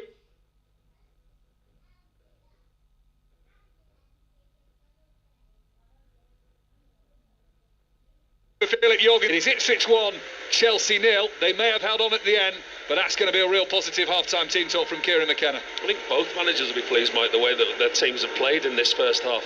Kieran McKenna especially, where his team started, the energy, the high press, the willing runningness of Liam Delap. Amari Hutchinson and Wes Burns down the right-hand side, they've caused problems. But as the game's gone, Chelsea have grown into this game. And you just had a feeling they started taking over. You look at the possession, Chelsea have dominated the possession. They've dominated the opportunities going forward. Madueke's been a real threat. There's definitely more goals to come from an Ipswich Town point of view. It's going to be a long second half if it ends the way the first did. So Ipswich Town, the Tractor Boys, lead at the break. They just need to plough on in the second half, Kelly. Thank you very much for that, Mike Minay and Paul Robinson, with jokes they got out a Christmas cracker on 5 Live for you this evening. Let's head to Old Trafford, where Maz Farouki and Izzy Christensen are watching Manchester United and Newcastle. And 38 minutes played here, still Manchester United 0, Newcastle United 2. The 2 headed goals from first Isak in the opening minutes and then Joel Linton. And the body language of Ruben Amorim tells us everything you need to know about this Manchester United performance so far in this match. He's pacing his technical error. He's trying to yell instructions to his players. That chance for Højlund, by far and away by some distance, the best opportunity they've had to try and get a goal. Newcastle so on top, seeing so much of the ball going forward, and Manchester United with no answers at the moment. 6 minutes or so to half-time, Newcastle still lead 2-0. Maz, thank you very much. Izzy, Amorim has tried to shore things up by taking off Xerxes, bringing on Mainoo. Has it made much difference in the last few minutes? Well, what it's done is Christian Eriksen's gone higher into that Xerxes position, where he must have lost the ball every time he got it. And he when he got substituted, Xerxes, he put a coat on, he went to the bench, but then he walked back down the tunnel. And you know, for those that know Old Trafford, it's a long walk down to the tunnel in front of all the fans. He then re-emerged, so he came back out, and whether he just had a little moment to himself, because as a player that is not easy to be substituted in the first half. But Newcastle have been absolutely rampant. They've been all over them, and United's best player's been Ahmad, and even he's been off the pace. So it says a lot about the intensity that Newcastle are putting Manchester United under at the moment. And Izzy, I think you called this early on. You talked about the balance of the two midfields. We know how strong and how energetic Newcastle are. Yeah, and Joe Linton, Tonali and Guimaraes, they've probably not come out of third gear yet in a 5 or 6 gear car even. That's how overpowering they've been, and I think it says everything that Amorim has had to address that in the first half by putting Kobbie Mainoo in there alongside Casemiro, who's been really raceful in possession. As I say that, I have no idea what he's just done, but he's just skied the ball into the fans behind the goal. No idea, not a cross-field pass, not a shot. It was nothing, absolutely nothing, and I think that summarises this first half for United. Izzy and Maz, for now, thank you very much. That game kicked off at 8 o'clock at Old Trafford, so still 5 minutes or so to go in that game, with Newcastle leading by 2-0. Already half-time at Portman Road, back there for the second half for Ipswich Chelsea. Ipswich leading by 1-0. 12 minutes of added time at the end of the first half at Villa Park. Chris Coles is watching Villa Brighton. So we still have, Kelly, 2 minutes of the first half to play. Villa 1, Brighton 1. Adingra putting Brighton in front. Watkins equalising from the penalty spot. Villa have been the better side in the last 10-15 minutes. They've had a couple of decent opportunities. An Ollie Watkins header easily saved by Verbruggen, and they've just forced a late first half corner as well. Villa 1, Brighton 1 with a couple of minutes of stoppage time to play. And we'll let you know when the half-time whistle goes in that one. Plus, we'll be back at Portman Road for this second half, and we'll bring you up to date with everything that's happening at Ali Pali this evening after the BBC News with Stuart Clarkson. The voice of the UK. This is BBC Radio 5 Live. Kelly, thank you. Good evening. Edinburgh has called off its Hogmanay celebrations for tonight and tomorrow. Organisers say high winds and wet weather means the street party, concert and midnight fireworks tomorrow can't go ahead. There's an amber alert for rain in place for parts of Scotland from tomorrow, with storms expected to spread to the rest of the UK throughout the rest of the week. 5 people have been charged over the death of Liam Payne in Argentina. The 31-year-old died in October after falling from the balcony of a hotel in Buenos Aires. The judge overseeing the case has said it appears the singer mistook the balcony for the exit to his room. Ukraine and Russia have carried out one of their biggest prisoner of war swaps, with hundreds being reunited with their families tonight. The deal was brokered by the UAE. And India has launched a rocket to carry out its first space docking mission. The Indian-made craft will test a docking manoeuvre crucial for manned travel to the moon. Prime Minister Narendra Modi says he wants his country to send someone to the moon by 2040. Coming up in 2025 on BBC Radio 5 Live and 5 Sports Extra. Max Verstappen, 4 times a champion in Formula 1. It's a piece of magic from Bevan French. He is a magician. Grass cross-court with a forehand and into the corner, and the man who is barely 21, champion in Paris for the first time. 2025 on BBC Radio 5 Live and 5 Sports Extra. This is 5 Live Sport With Kelly Cates. Listen on BBC Sounds. Still waiting for the half-time whistle to go at Villa Park. We'll let you know when it does. In the meantime, let's check in at Ali Pali for the latest on the darts with James Gregg. Well, I'm currently watching Michael van Gerwen at the moment. Kelly, if it's anything other than MVG and the Nuke who win these next 2 matches tonight, there'll be major shocks. Of course, Van Gerwen, a 3-time champion, the current world number 3, is up against the world number 81, Jeff de Graaf, who's never played at this stage at Ali Pali before. But he did knock out Gary Anderson, remember, which was a huge upset. So shock factor is something that he has brought to the stage in the last couple of weeks. Then, of course, headlining tonight, we've got Luke Littler against Ryan Joyce. The odds-on favourite now to win the tournament is Littler. Should be able to win with his B game, but nothing's a given here at the Palace. That said, MVG absolutely cruising. He's a set to the good at the moment, averaging over 100. He looks brilliant, and that first set only took 7 minutes, so it's explosive stuff tonight. James, thank you very much for keeping us up to date with it. The half-time whistle has gone at Villa Park eventually. Chris Coles. Eventually, yeah, I think we're in 2025, aren't we? Villa 1, Brighton 1. It has been lively and a busy one for referee Craig Pawson, with particular reference to a lengthy VAR check, which ultimately ended in the awarding of a Villa penalty. Van Hecker kicking through Rodgers as he attempted to control a loose ball. Penalty not given.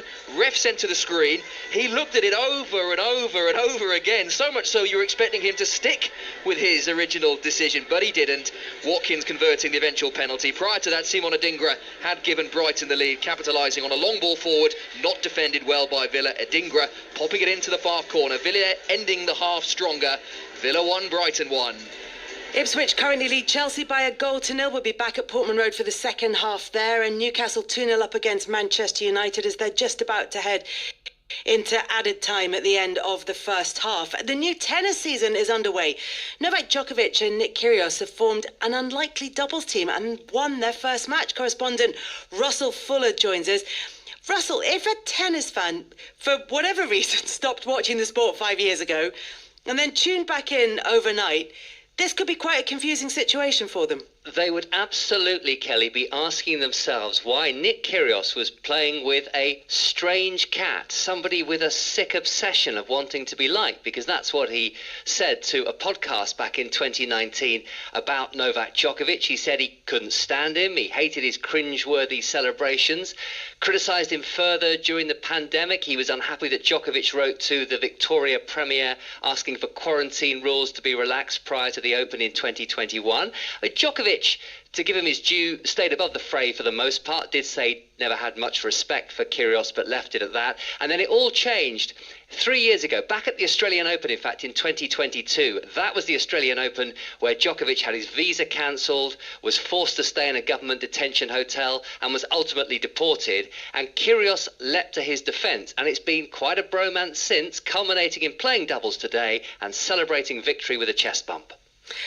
And Kyrgios' first competitive match in 18 months. He's been out with the injury. So how well placed is he ahead of his singles comeback, which is yet to come? That happens overnight tonight. He has not played a singles match since June 2023, and that was the only match he played that year. But yet in the summer of 2022, he was in the Wimbledon final against Djokovic. Since then, he's had knee operations, he's had a wrist operation. He does seem fully fit. He's one of these players who has amazing touch, plays on instinct, and I think with that big serve, you would expect him to be able to win more matches early in his comeback than some other players might, but it'll still be very, very tough, especially at the Australian Open when it's the best of 5 sets. And while Nick Kyrgios has paired up with Novak Djokovic, Djokovic, of course, has also hired Andy Murray as his coach for 2025. Here's Djokovic on how their off-season work has gone. The 10 days that we spent together were terrific. I enjoyed every bit of it. He's very meticulous. He's very dedicated, so professional. I mean, it doesn't surprise me because I've known him for so many years as a player. And obviously, it's a new experience for him as a coach. And it came somewhat as a surprise to him and me that, you know, we are pairing up as a coach-player. Being on the same side of the net is actually great for a change, you know, because he's been one of my greatest rivals. And in a way, it was strange for me to share all this kind of insights about how I feel, you know, on the court, sharing kind of some of the secrets of, you know, what I'm going through, what I'm thinking about, you know, how I see my game with somebody that, you know, has been always one of the top rivals.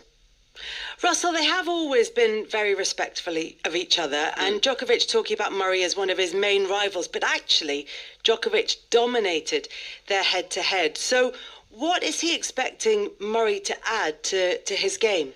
I think he's hoping he can extract that extra 2 or 3%, and as he said, it's going to be very, very strange having one of his close rivals in his coaching box and having shared secrets with Andy Murray that he never thought he'd be sharing with a rivalry. But I just wondered, does it give him that little bit of extra motivation? Does it give him an extra bit of inspiration? Maybe Murray can offer suggestions for patterns of play against certain individuals that might make a difference if it's a very, very tight match.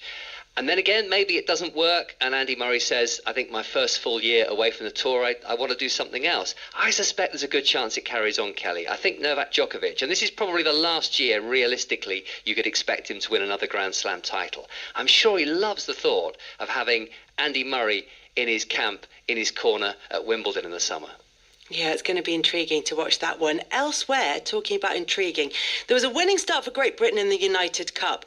And what that means is that there could be an intriguing matchup in the next tie against Australia. Yeah, they have just announced their engagement, these two. Katie Boulter of Great Britain and Alex de Minaur of Australia.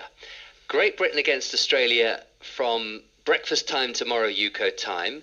They'll both play singles first. And then it could come down to the mixed doubles where they could be on opposite sides of the net. Great Britain will qualify for the quarterfinals if they beat Australia, so it all could come down to the mixed doubles, which is perhaps why Boulter suggests she really is not looking forward to the prospect at all. I mean, it sounds quite a laugh to me, playing against your other half on the other side of the net, but I guess there's a little bit more at stake here. And how ruthlessly do you exploit each other's weaknesses? They'll be very aware of what they are. Do they drill the ball at each other's bodies in an attempt to win a point? They're playing for their country. I wonder. It's going to be fascinating, and with all those plays on the word love, it's going to be a headline writer's absolute dream. Yeah, I'm not a fan of a pun, but there are going to be so many, aren't there, if that match does take place tomorrow. And I had to resist very strongly the urge to try and do it. Russell, thank you so much. Good to talk to you. Russell Fuller there. And there are live commentaries every morning from 7 a.m. UK time of the Australian Open in Melbourne, with Tennis Breakfast on Sports Extra and BBC Sounds. Half-time whistle has gone in the 8 o'clock kickoff at Old Trafford. It's Manchester United against Newcastle, and it's another tough game at home for Manchester United. Maz Faruqi. Absolutely. Manchester United 0, Newcastle 2 at half time, Kelly. Manchester United all over the place. I know I keep saying that, but honestly they have been. But they should have had a goal back in first half stoppage time. Casemiro putting wide, Kobbie Mainoo laying the ball off to him after a mistake from Cher. That after Højlund earlier had a good opportunity as well for Manchester United to strike from the left of the area, going across the face of goal, just going wide of the right post. That's after Newcastle, of course, went 2-0 up. The goals, both headers from Isak and Joel Linton, finishing off nice Newcastle team moves forward. But from a Manchester United perspective, far too easy. And who knows, Izzy, what Ruben Amorim is going to say to his players at half-time, because the expressions, the faces, the body language we were watching from in that first 45, absolute clueless performance at times for Manchester United. Yeah, it's a real funny one for Amorim at half-time. I actually anticipate him probably not saying too much to his players. I think if you're playing at this level of football, you know what's going wrong personally with him, because they just don't look like a team. They don't look connected. The individuals look off it. They look, lack of ideas when they receive the ball. There's been so many turnovers of the ball in possession for Manchester United. And funny enough, you just mentioned them, as there was that gift given to them towards the end of that first half by Fabian Cher, that mistake. And I think that Kobbie Mainoo started to drive. He slipped in Casemiro, and I don't think Casemiro expected the ball, and it just left this massive groan around the stadium, because that was a lifeline and they didn't take it. Yeah, a reminder, Mainoo came on half an hour into this match, replacing Xerxes. Amorim forced into changes in the first half because Newcastle had been well on top. The camera was trained on Marcus Rashford, just doing some stretches in first half stoppage time. Back in the matchday squad for Manchester United tonight. I wonder if we will see him at some point in the second half, because it can't get much worse, to be honest, for the home side here. Manchester United 0, Newcastle 2 at half time. Maz Faruqi and Izzy Christiansen will keep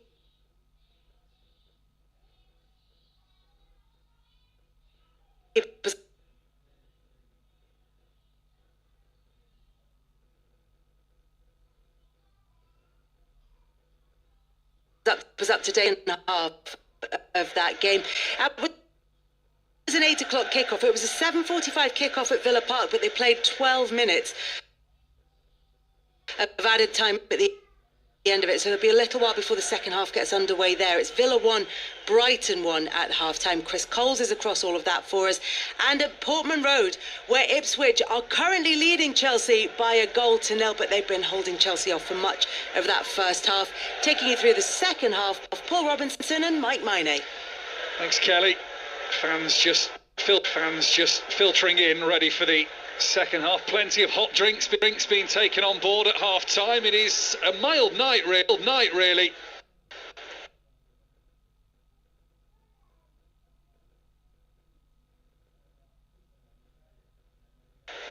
Down that runs the full length of the pitch on the far side. Very short first tier of only 6 or 7 rows, and a bigger second tier with the corrugated metal roof. Here come Chelsea with Enzo Fernandez to the back post, headed by João Felix. Cleared inside the 6-yard box, comes to Disasi.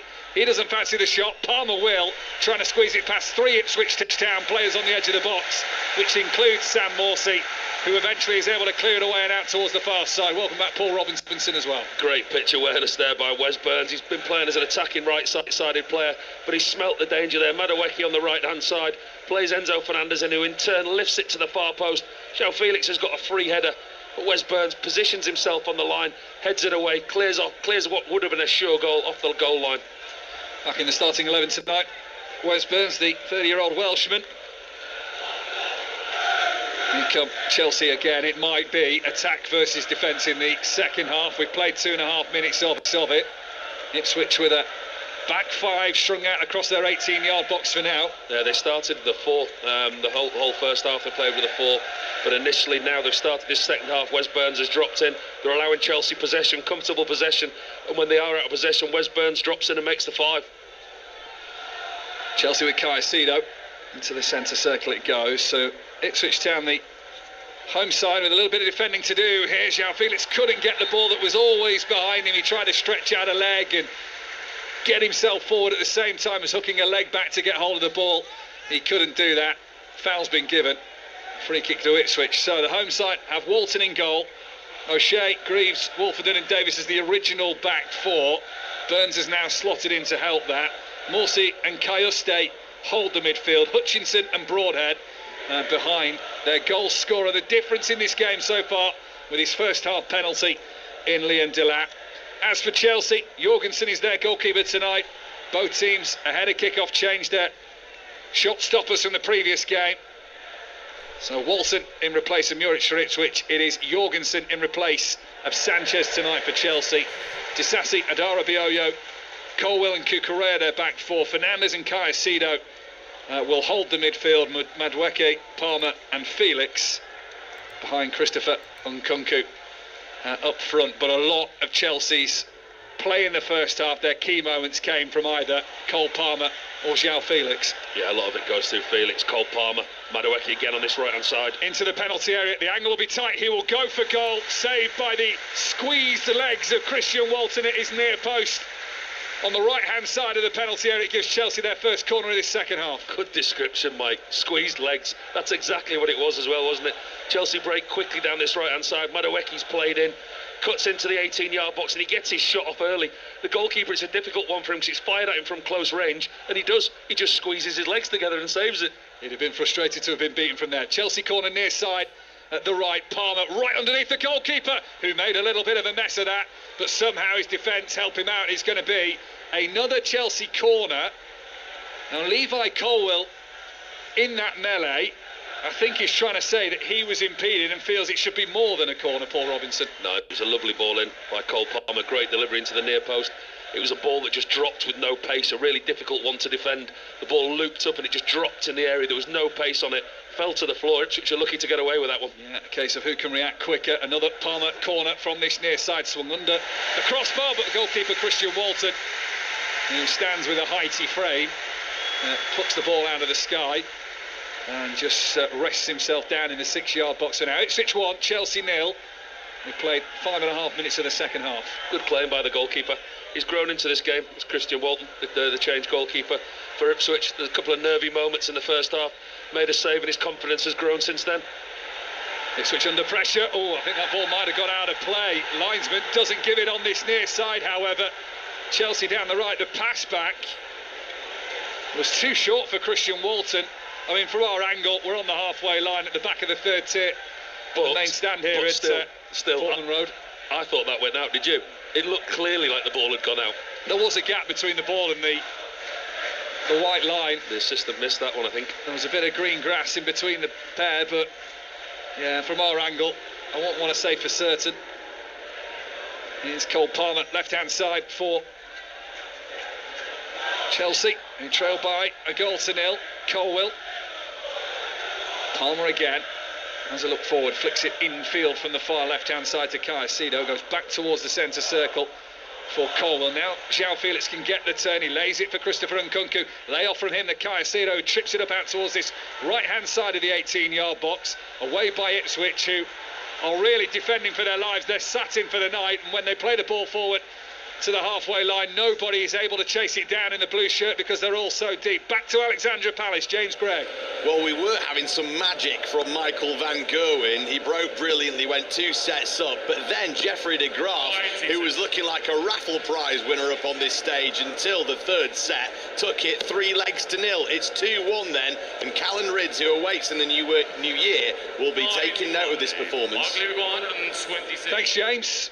It is Liam, the dealer Delap, who has dealt Chelsea a blow in this game. Ipswich leading by a goal to nil. Cucurella in from the left-hand side, header away from Luke Wolfenden will be back to Alexandra Palace regularly throughout the evening. We're at Old Trafford as well, where Manchester United are 2-0 down at half-time in the Premier League against Newcastle United. We're also at Villa Park tonight.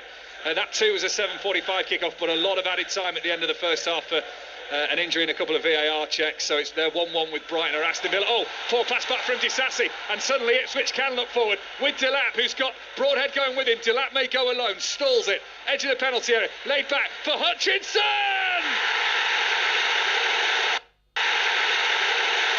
The former Chelsea man! A Chelsea mistake so costly at Portman Road, and Ipswich Town, who haven't won at home all season, are surely on their way now. Backs against the wall at the start of this second half, but Hutchinson has tucked it into the bottom right-hand corner with his left foot, and it is Ipswich Town 2, Chelsea 0. Axel Disasi, what are you doing? You've just cost your team. Dominating possession, it was attack versus defence. Chelsea was so comfortable. Madueke plays it back to Disasi. He doesn't look, he looks for his centre-half, Caldwell. Liam Delap's there, he's as sharp as attack. Runs straight into the 18-yard box. There's still so much work to do, but Liam Delap holds it up, he waits for support. And it's Amari Hutchinson who joins him. First touch, second touch, out of his feet. Plays it across Jorgensen into the bottom left-hand corner. Now they've got something to hold on to. Scored a big goal at home to Manchester United a few weeks back. He has scored perhaps an even bigger one here, and just as Ipswich double their lead, someone's taken the lead at Villa Park, Chris Coles. And that someone is Aston Villa. Perfect start to the second half for the home side. And when Villa score, Morgan Rogers tends to be involved in those goals, and he scored this one. Really nicely taken, chest control inside the box, right foot finish into the bottom corner. Aston Villa 2, Brighton 1. Thanks, Chris. I'm really quite surprised by this substitute for Chelsea. A glum-looking João Felix walks off the field, takes his coat, sits down on the bench, and in his replacement is Nicholas Jackson. Yeah, and immediately Nkunku moves over to the left-hand side, where João Felix was. Madueke on the right, Nkunku on the left, and Nicholas Jackson down the middle. I mean, they were so comfortable, Chelsea. They were all camped so deep in Ipswich's half. But it's the low block. They've hit them on the counter-attack. Disasi's cost his team. It's an awful pass. It's one of those that he doesn't look. He just expects his centre-half to be there without an Ipswich player in between. But Liam Delap reads the game so well. He's onto it so quickly. Really, really good smash and grab, if you like, from the home team. But they have taken their chances, something Chelsea have failed to do so far. 2-0 down, 10 minutes gone in the second half on 5 Live Sport. Well, that's live action of 2024. The next Premier League commentary, New Year's Day, 5:15. Brentford against title-chasing Arsenal. Chelsea's title hopes starting to evaporate. 10 points behind Liverpool before the start of play today. Down in fourth, they had the chance to close that gap to 7 points, move back up to second. But they're going to start, as it stands, 2025, not only behind Liverpool and Arsenal, but Nottingham Forest as well. Palmer, edge of the penalty area is down. The ball runs to Caicedo. Here's Cucurella. Last thing Ipswich want to do now is concede after going 2 goals clear. Disasi, costly for that second goal, tries to make amends, swipes wildly at the ball on the right-hand side of the D, and it flies high and wide. It's a goal kick to the home side. As you can tell by the delight of the home fans, that wasn't Disasi's finest moment, neither was the pass for the goal. That one only just stayed in the bottom tier. It was that bad of a strike from Disasi. But Chelsea, they've got it all to do now. They've had the possession, they've had the opportunities, but it's about creating these chances and taking the chances in the final third. The Chelsea dugout has all very quickly become a very active place. It's a trio of Ipswich Town substitutes go for a warm-up down to our left-hand side. Jack Clark, Sam Schmodix and Calvin Phillips. Kieran McKenna still pacing his technical area, just zips his grey quilted winter coat up right to the very top. Chelsea in possession, but only just outside their own penalty area. Ipswich leading by 2 goals to 0. Liam Delap's been great, hasn't he? I know we talked about him before the game and the impact that he has with this Ipswich side. That's 18 goals now Ipswich have scored this season. Half of them he's been involved in, either assisted or scored. 18 goals scored, he's been involved in 9 of them, and you can see how key and influential he is. He works so hard off the ball as well. Another goal and assist to his tally tonight. 7 goals, 2 assists in total. As Enzo Fernandez comes down the right-hand side, lays it to the near side touchline for Noni Madueke. Disasi back to the edge of the centre circle for Adara Bioyo. Colwill, Correa, a little stretch of the legs there from Christopher Nkunku, who had a heavy touch. He gets away with it, with the ball going out for a throw-in on the far side by an Ipswich Town player, but not exactly comfortable from Christopher Nkunku, who is on the pitch with Nicholas Jackson. Usually they replace each other. Let's see how the partnership goes tonight. Jackson stands on the edge of the D with the ball midway inside the Ipswich half. 2-0 the home side lead. Enzo Fernandez in from the right-hand side. 3 Ipswich Town players around him. Delap and Hutchinson and Broadhead too. Into the penalty area, but it's pulled away out of the box by Nicholas Jackson. Out towards the far side with Kukurea. Stabbed forward by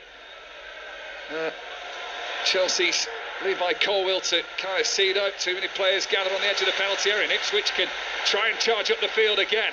Enzo Maresca dancing down his technical area, trying to get the Chelsea players back so they don't cost themselves a 3rd goal in this game. They've got time, Chelsea.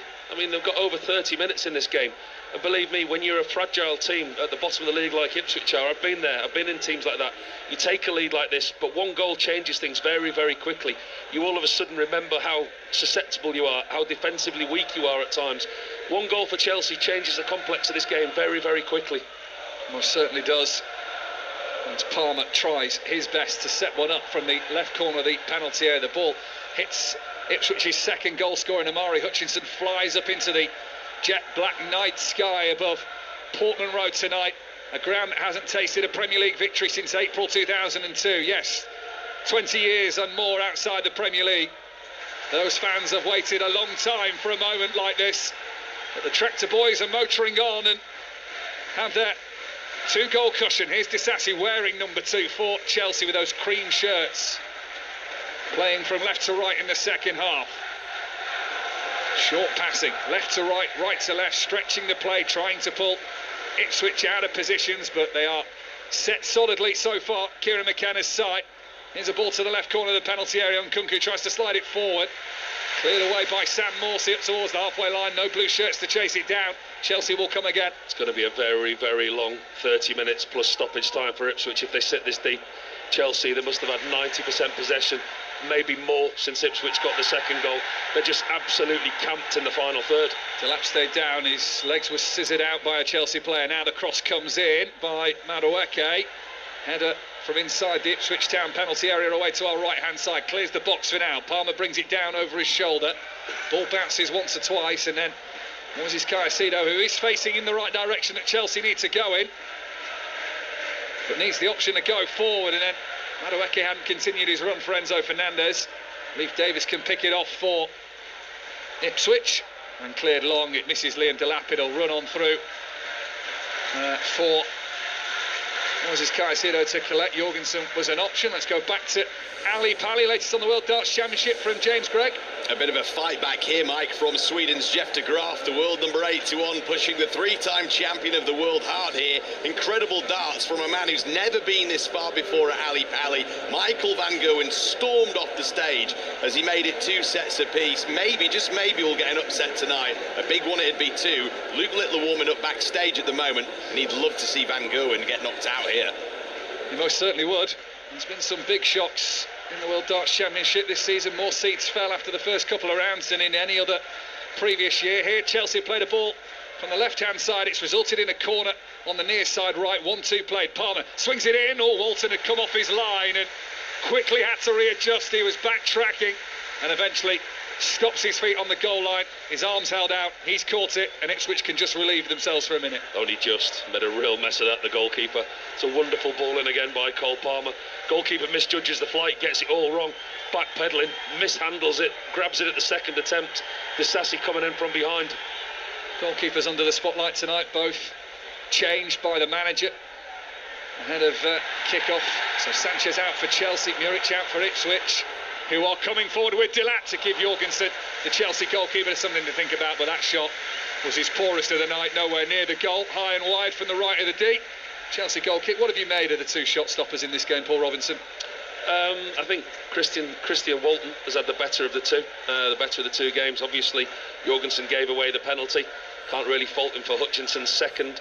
And other than that, the interaction for the Chelsea goalkeeper hasn't been there. It's been few and far between. But actually, Walton and the Ipswich goal, he's made some really vital saves. And the save that he made with his top hand just before half-time protected his team's clean sheet going into that half-time. Could prove to be vitally important for them. He's looked nervy at times. He's played okay. He's played well. Jadon Sancho being readied by Chelsea to come on in a moment. Another attacking substitution for Enzo Maresca, whose side are 2-0 down. 63 minutes played here at Portman Road in the Premier League. 5 Live's final commentary of 2024. Do join Maz Faruqi tomorrow night from 7 o'clock. And she looks back at the year. She looks at the latest Premier League results in games and ahead to 2025 with Nigel Reo-Coker and Don Hutchinson too. That's 7 o'clock tomorrow night. Down the left-hand side come Chelsea. Cucurella, stretch of the leg. Both players, Cucurella and Wes Burns, there raising one leg each to try and get control of the ball. Chelsea nick it as it goes out towards the far side. Coming in from the left is Cole Palmer. Now Disasi. Ipswich Town leading by 2-0. Chelsea trying to get themselves back into this game with Madueke. Step overs there are plenty, but it is well read in the end by Jens Kajuste. And it's out for a Chelsea throw-in on this near side. Good defending by Kajuste. Him and Morsi, the two defensive holding midfielders. They're getting deeper and deeper, but they're having to protect this back five now for Ipswich. Kajuste, the Napoli loanee. Now Ipswich have won the ball again. Can they drive themselves up the field on the counter-attack? That is how they're going to get another goal in this game. They are defending resolutely for now. As Hutchinson thought he could turn forward to the halfway line. Referee, a slight delay on the whistle from John Brooks. Foul given on Moises Caicedo. Plumb central, midway inside the Ipswich half. Napoli to Ipswich. I suspect that's not a path that well trodden, is it, Mike? Both from footballers and holiday makers, I guess. Here comes the Chelsea substitution. And it's going to see Christopher Nkunku replaced. Rare start in the Premier League for him. And Jadon Sancho comes onto the field. The former Manchester United man will be going to Old Trafford in a moment after this Chelsea free kick. It makes sense. You can understand the substitution because Nicholas Jackson's come on. He's gone down the middle as a 9. And then Maresca clearly feels that he's better with Jadon Sancho on the left-hand side than he is with Nkunku. Fernandez's free kick caught by Christian Walton to Old Trafford then. Manchester United against Newcastle United. Maz Faruqi. And we have played 54 minutes here. Still Manchester United 0, Newcastle 2. Newcastle with a free kick in the last couple of seconds. Manchester United able to get it clear. And they have been playing slightly more positively in this second half, Izzy Christensen, compared to obviously what we saw in the first half. But attacking the Stretford end, there has been a lot of play in and around the Newcastle 18-yard box in the opening minutes of the second half. That's exactly it. They've come out with a little bit more bite about them, a little bit more aggression. I think they've dominated the ball so far in the second half, and they've really pushed Newcastle back. But what that then does is it opens up space for the likes of Isak and Gordon on the counter-attack. But there has certainly been a response. But like you say, it couldn't have got any worse than that first half for Manchester United. No subs made by either manager at half-time. Remember, Ruben Amorim, Hoyt, Joshua Zirkzee for Kobbie Mainoo. Half an hour in. We've played 55 minutes here now at Old Trafford. Manchester United 0, Newcastle 2. Manchester United could lose 3 league home games in a row for the first time since 1979. That is what stands before Ruben Amorim. Ipswich have dragged the ball forward, got into the centre circle. Liam Delap's won a free kick and a yellow card shown to Caicedo. Good year for football, 1979, you know, Mike.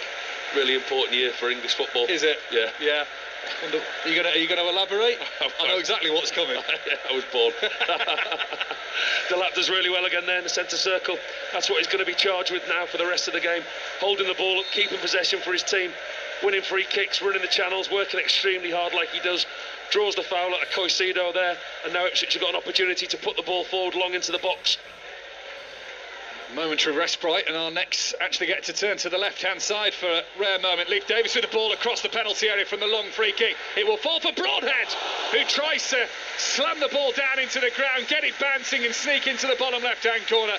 Good save by Jorgensen down to his right. It's still Ipswich who lead 2-0. And you feel those opportunities for Ipswich are going to be few and far between the longer this game goes on, but they still pose that threat. They're not afraid to put the ball forward.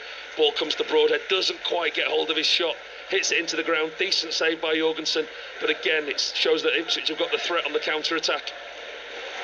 Ipswich Town, who will stay in the relegation zone even if they do hold on to this 2-0 lead and win tonight.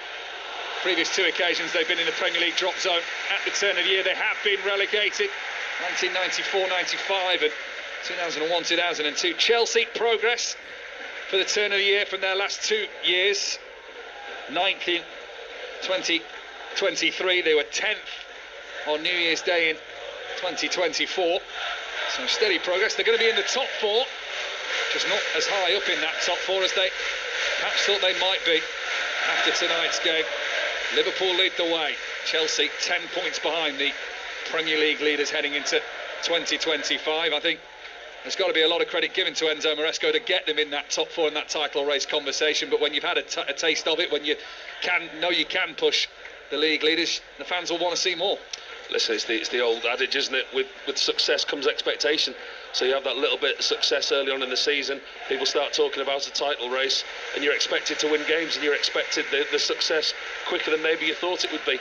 I think a lot of us looked at the recruitment, like we said, didn't we, at Chelsea at the beginning of the season, but he's proven it's working. Chelsea corner taken towards the edge of the penalty area near side the right.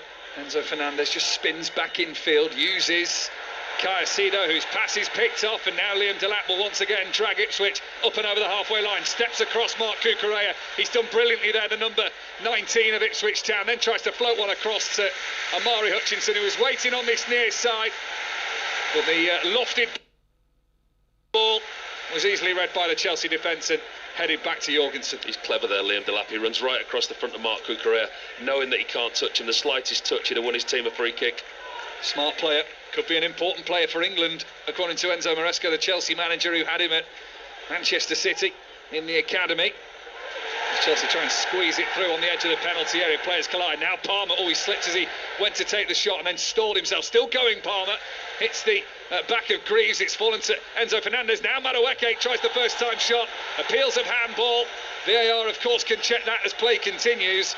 Ball's exited the 18-yard box for now. Disassi in possession for Chelsea, who come again. I think it was too close. Madueke, as he gets the shot off left-footed, doesn't really catch it. Seems to hit Leif Davis, but I don't think it's there's no penalty in that. I think one, it was too close, and I'm not so sure it hit his hand. Correa racing for it. Smart defending by Luke Wolfenden. Sees it out of play. And that's going to be a goal kick to Ipswich, away to our right-hand side. Ipswich, who lead by 2-0. 20 minutes left of this Premier League game. And the away side has never won this fixture. 5 home wins, 5 draws, and we're going to form at the minute. Absolutely, they are. Ipswich deserve it as well. I mean, they've dug in, they've suffered at times in this game, but they've got the 2 goals, and all of a sudden you can hear the home support now. They're starting to believe. Still waiting for this goal kick to be taken from Christian Walton. Ed Sheeran watching on. Smiling away, baseball cap on, sat down in the posh seats in one of the boxes here. Ipswich Town, of which he is a co-owner, are leading against Chelsea, the former Premier League champions. Long ball away, headed by Disassi inside his own half here as Chelsea try and clear it themselves. Well read by Sam Morsey, sliding into intercepted ahead of Cole Palmer inside the centre circle.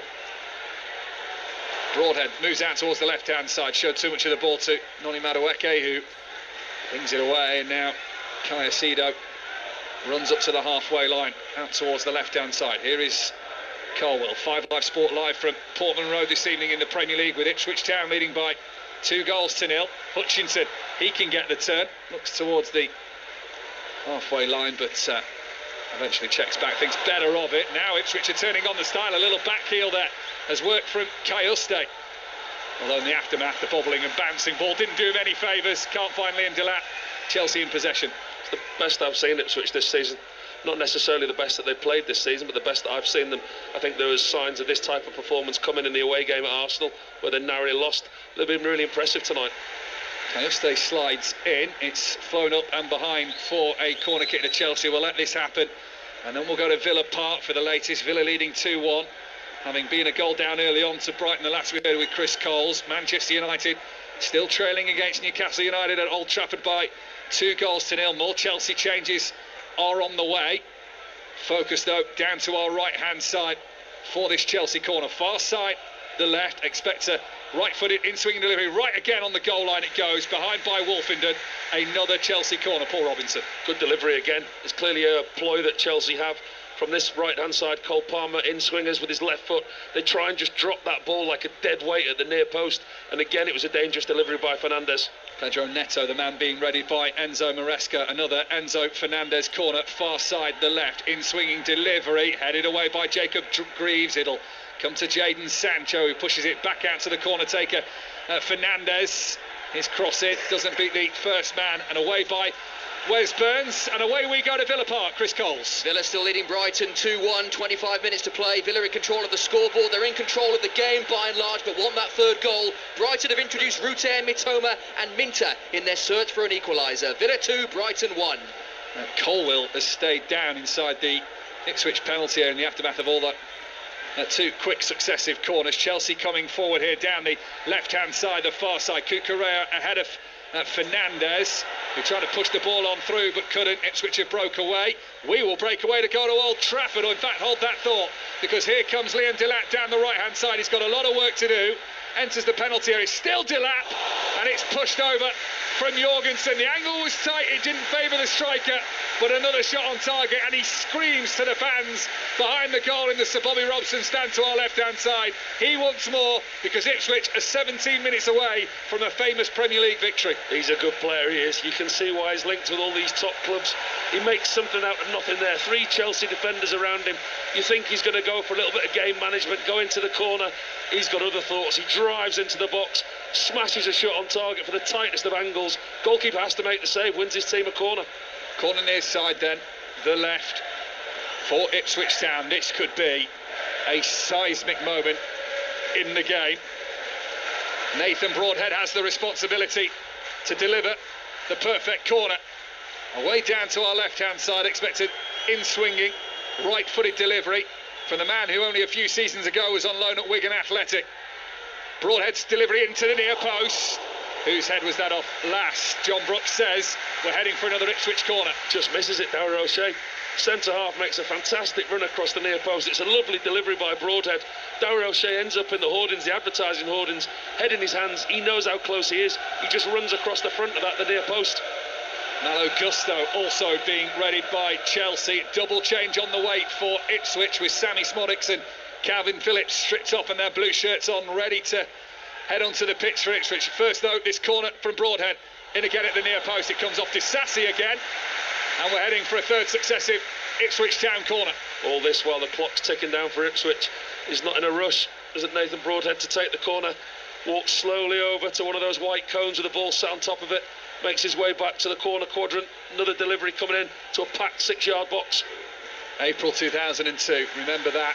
It's the last time that Ipswich won at home in the Premier League. Another corner from Broadhead. It is flicked on at the near post, but it's Chelsea away. Let's go to Old Trafford. Latest on Manchester United against Newcastle. Maz Faruqi. Maguire has come closest to a goal for Manchester United in this second half. He's hit the left post with a header down low, a couple of yards out, really attacking the cross from the left from Dalot. But Newcastle United still lead here. 64 minutes played. Manchester United 0, Newcastle 2. And to Alexandra Palace, James Gregg. Where we are one leg away from Michael van Gerwen booking his spot in the last James, eight. because here's Nicholas Jackson, who came close for Chelsea to get them within one of parity. The flag goes up anyway. He's offside, running down the middle, trying to slot it into the bottom right-hand corner. He couldn't. Back to you, James. Yeah, we're just saying, Mike, Michael van Gerwen very, very close. Just needs the mere 144 to book his spot in the last 8 of the PDC World Darts Championship. He's been great both before and after the fight back from Jeff de Graaf. I'll see if he can make this magnificent check out in a couple of minutes' time. Thanks, James. And we'll just run you through these changes. Sammy Smodics is coming on to replace Nathan Broadhead for Ipswich Town. The first change is made by Kieran McKenna this evening. Jens Kajuste, the midfielder, also is off. Calvin Phillips comes on in his place. Like for like, I think, from an Ipswich point of view. Calvin Phillips and Smodics coming on. Calvin Phillips just give that little bit more protection in front of the back four. This could be Enzo Maresca's final throw of the dice tonight. Takes off Disasi, who's at fault for the second goal. Gusto comes on, maybe a little bit more of an attacking force down the right-hand side. Madueke off, Neto on, both like for like. Disassi, Madueke make way. Chelsea chasing this. There's still plenty of time for the West London side. But time running out, and every second the ball goes out of play like it has for a throw-in now, Ipswich will take their time. They're in no rush. They lead by 2-0 this evening on 5 Live Sport. Plenty of analysis to come. Paul Robinson, the former England goalkeeper, with us tonight. Izzy Christiansen watching. Manchester United currently 2-0 down against Newcastle United. Let's go back to Ali Pally and get the latest on that MVG result, James Gregg. Well, the 3-time champion breathes through the 5th and the 6th set to get to the last 8 here at Ali Pally. Barring a blip where he gifted de Graaf 2 sets, he was magical, was Michael van Gerwen, averaging 102. A statement win ahead of Luke the Nuke, who's up next here on the Ali Pally stage. And we'll be across that on 5 Live Sport as well. Thanks, James. As Enzo Fernandez tries to turn against Jacob Greaves. He's a big figure, Jacob Greaves, the £15 million summer signing from Hull for Ipswich Town. His 10th start on the Premier League campaign. Oh, Sammy Morsey's nicked in there. I think Neto thinks he's foul. Morsey has got them over the halfway line, and then the referee's pulled it back, and that will upset the Ipswich Town fans. He's been conned. It looks like Neto's conned the referee. And then there's an off-the-ball incident with Cucurella and Sammy Morsey. Cucurella with his theatrics as well. No, they're all falling over now. Everyone's going down. The referee needs eyes in the back of his head at the moment. He's going to need some help from his assistant referees. Chris Sutton in his simulation game on 6:06 on a Sunday night has got plenty of material this week from this game alone. Just in that last minute, you've got 3 there. I wonder if there'll be an award at the end of the season. There's some contenders here. Kyle Walker in the Manchester derby being another. I'm sure there's many other examples I can't think of off the top of my head right now. 11 minutes to go, Ipswich Town 2, Chelsea 0. Big result for Ipswich. This will put them a point off safety. Here's all the replays that we're going to see then. So it's a little elbow in the back of the head, maybe a Pedro Neto at best. It was a lead. Calvin Phillips leaned on him and he went over because he knew that he'd lost possession. Sam Morsey was attacking the Chelsea back 4. They're away on the counter-attack and Neto's conned the referee. Another free kick given to Chelsea just outside their own penalty area. And little over 10 minutes to go at Portman Road. Famous night for Ipswich Town as it stands. They lead Chelsea by 2-0. Here's Cole Palmer so deep, trying to influence the play, trying to push Chelsea forward. He's only just going over the halfway line himself now as the ball gets level with the right corner of the penalty area. Neto, infield, pulling away further from the Ipswich Town penalty area. Now has the overlap from Malo Gusto, struggling for form under Enzo Maresca. Palmer switches it, left foot to right foot, puts it on his left boot. Gusto's cross takes a nick off the back of Leif Davis that actually, if anything, helps Christian Walton gather on his goal line. Comfortable catch for the goalkeeper. It's a little bit slow from a Chelsea point of view, the build-up. It's not quick enough, like you said there, Mike. Cole Palmer is now reverting to coming deeper to pick the ball up. We know he plays in that 10 role, so influential. He's such a good player, but he's having to come deep to try and be influential tonight, trying to pick the ball up. They're just trying to make something happen. Pass back's got to be careful from Greaves, and then Walton nearly delivers it onto the feet of Cole Palmer. They bail themselves out, Ipswich, but only just. You don't need to be doing that. Don't 10 minutes from time. Just don't get it. Do not understand it. 9 minutes to go. You're 2-0 up at home to Chelsea. Why are you playing risky passes? Greaves, Walton, the goalkeeper, playing short passes in and around the edge of your own box, putting the ball at risk. You do not need to do it. Jackson, edge of the D, lays it to the right-hand side for Neto. 2-3 touches, low shot that takes a couple of deflections. The last being off his own man in Enzo Fernandez, who I think was trying to get out of the way, but behind it goes for a goal kick, and Ipswich still have that 2-goal cushion. Frustrates me, it really does, when you see teams overplaying. You understand that teams have got an identity and they want to play a certain way. Kieran McKenna now, he's at the edge of his technical area, saying to his players, they've got a goal kick. He's just said to his players, he's come out to the edge of the pitch and gone, get up the pitch, get up the pitch. Goalkeeper won't kick it as far as he can. We're entering the last 7.5 minutes.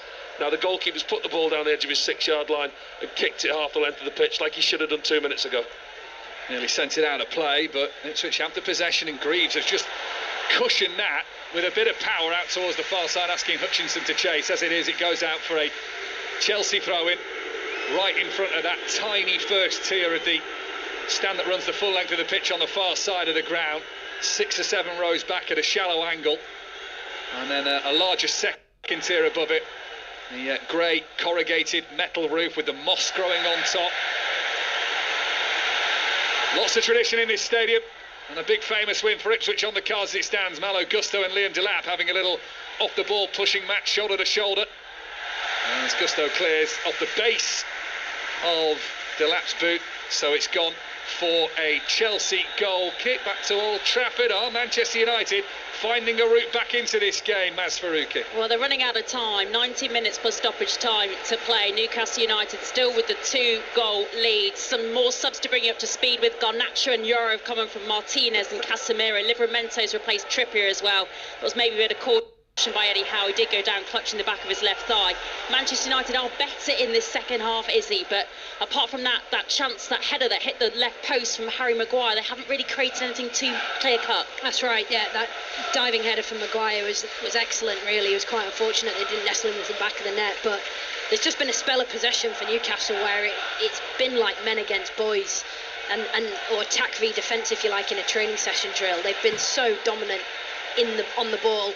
Manchester United are really struggling to find a foothold in this game to get themselves back into it.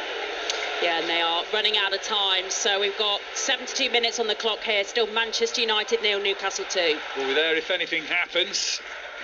Whilst Maz and Izzy have given us the latest there. Liam Delap was booked for kicking a second ball on the pitch to delay the restart for Chelsea, who are trying to get back in this game. They might now. Sancho, right-footed shot from the left of the penalty area, just on the edge of the box, but into a crowd of blue shirts of Ipswich. He was clever, Liam Delap. You could see Chelsea wanting to take a quick goal kick. He was out of play in the corner, out of position. Takes the opportunity, just kicks another ball into the field. The referee saw it though. It's the dark arts. It'll help Ipswich perhaps as Palmer, half shot, half cross, whatever it was, nowhere near the goal, nowhere near a Chelsea man behind it, sailed out of play. Ipswich still lead 2-0. Game management, time wasting, disrupting the play, call it what you want. But Ipswich are going to have to do it all now to get themselves over the line. There's nobody leaving this stadium early tonight. Entering the last 5 minutes or so, they can smell their first win. They most certainly can. 4 draws, 5 defeats in their previous 9 home games in the Premier League this season. They lead by 2-0. Ben Johnson being readied by Kieran McKenna. And out of play it goes for a Chelsea throw-in on the far side.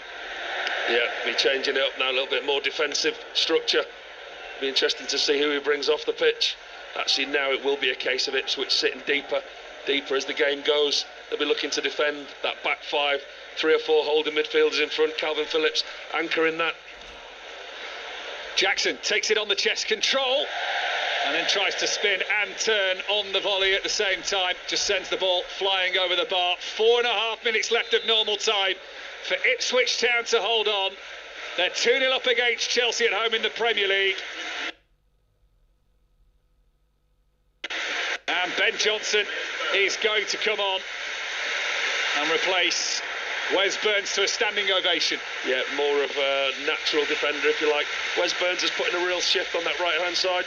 Him and Hutchinson have worked extremely hard, pressing from the front. And it's a change that Kieran McKenna will make. Johnson immediately going over to that right-hand side. Sits at the edge of the midfielders. Drop in, make that back 5, just as Wes Burns has done. But he's been excellent tonight, Wes Burns.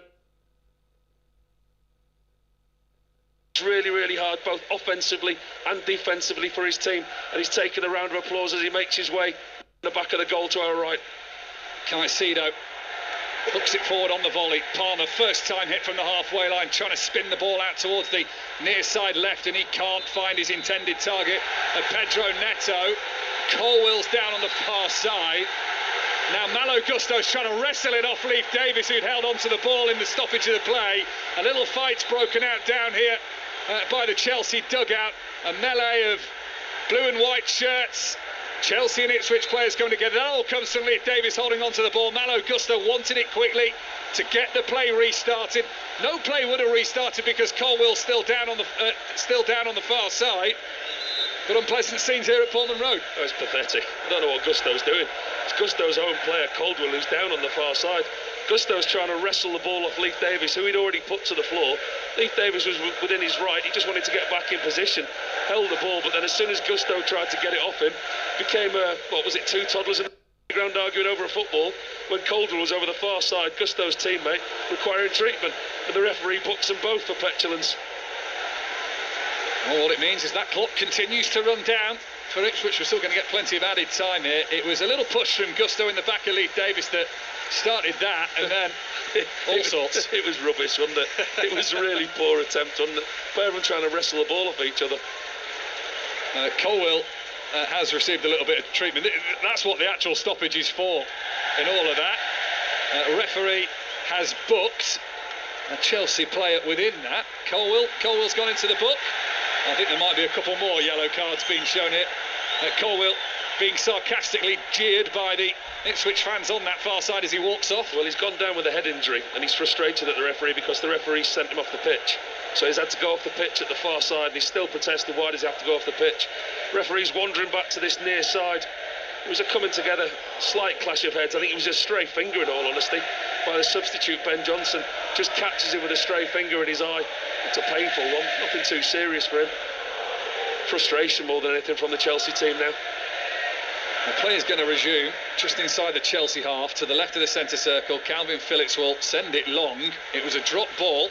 No sportsmanship behaviour there. It's come to Hutchinson on the edge of the penalty area, who was looking for his shot away. He's already scored an important goal in this game. There's been another goal at Villa Park. Which way, Chris Coles? This is an important one for Brighton, Mike. Villa 2, Brighton 2. Tariq Lamptey has equalised. Another really good Brighton move. João Pedro involved, his right foot flick to the on-rushing Lamptey, who drives into the corner. Villa 2, Brighton 2, 8 minutes to play. Thanks, Chris. Doesn't help their form. Villa have lost 5 of the last 9. Brighton winless in 6 Premier League games, but precious points. It was 9th versus 10th before the start of play today.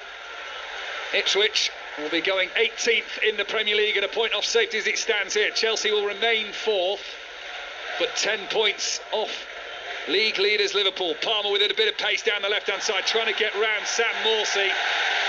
He wants a free kick. Ipswich get a goal kick. Listen at the relief from the home fans there. They really are now starting to believe that they can get the... Cole Palmer down the left-hand side. Feels he was caught, shaking his head at the referee, wants a free kick. Sums up Chelsea's night, really.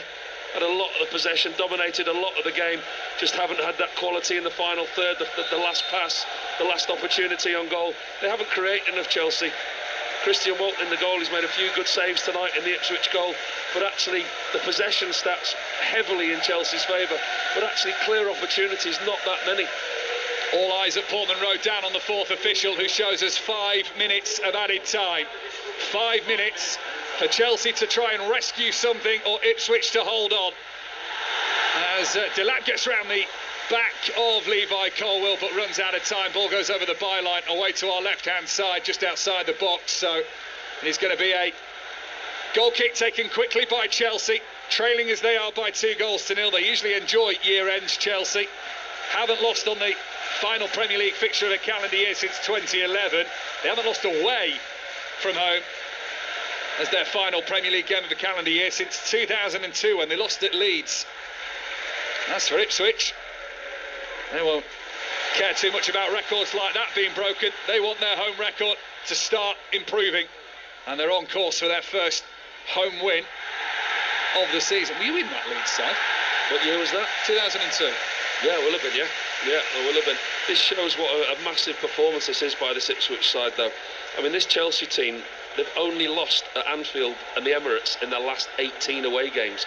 And it's looking like you can add Portman Road to that list. That shows what they've had to do tonight, Ipswich. Ipswich have a throw-in inside the Chelsea half. The first minute of the 5 that were added on has gone. 4 minutes left for Ipswich here. And everybody inside Portman Road, particularly in that Sir Bobby Robson stand behind the goal to our left, on their feet. Every second being watched eagerly as it ticks away on the scoreboard in the corner to our right-hand side. There's going to be some noise when the final whistle goes. You won't need us to tell you when it's gone. Gusto. We might not even hear it. Here's Neto. Enzo Fernandez, 10 yards inside the Ipswich half. Oh, it's a poor passing field. That is just a pass, really, to Amari Hutchinson. And Delat tries to hold it up, as he so often has in this second half. Leif Davis clips it down the left-hand side, headed on by Calvin Phillips. Tosin Adarabayoyo trying to shield off Sammy Smodics. The pass back to Jorgensen, under pressure from Hutchinson. He seemed to delay needlessly, gets away with it. Yeah, last chance saloon it really is for Chelsea now. Got to get the ball from back to front very, very quickly if they're going to get anything from this game. Goal now really changes it. Sancho into the penalty area, lays it off for Enzo Fernandez. Deflection, was there? No, a wild shot. And behind it goes for a goal kick. 2.5 minutes remain of added time here. Another poor attempt from a Chelsea player when they shoot an opportunity. Fernandez this time gets space just outside the edge of the Ipswich box. Fires it aimlessly over the bar, and he's so frustrated. You can see him, head in hands. Another opportunity goes begging for Chelsea, but not a good opportunity. No real clear-cut opportunities for them. This just shows how far some of these Ipswich Town players have come in recent years. Taylor and Al Hamadi are coming on. Al Hamadi, who a year ago today was helping AFC Wimbledon beat Colchester 5-3 in League Two.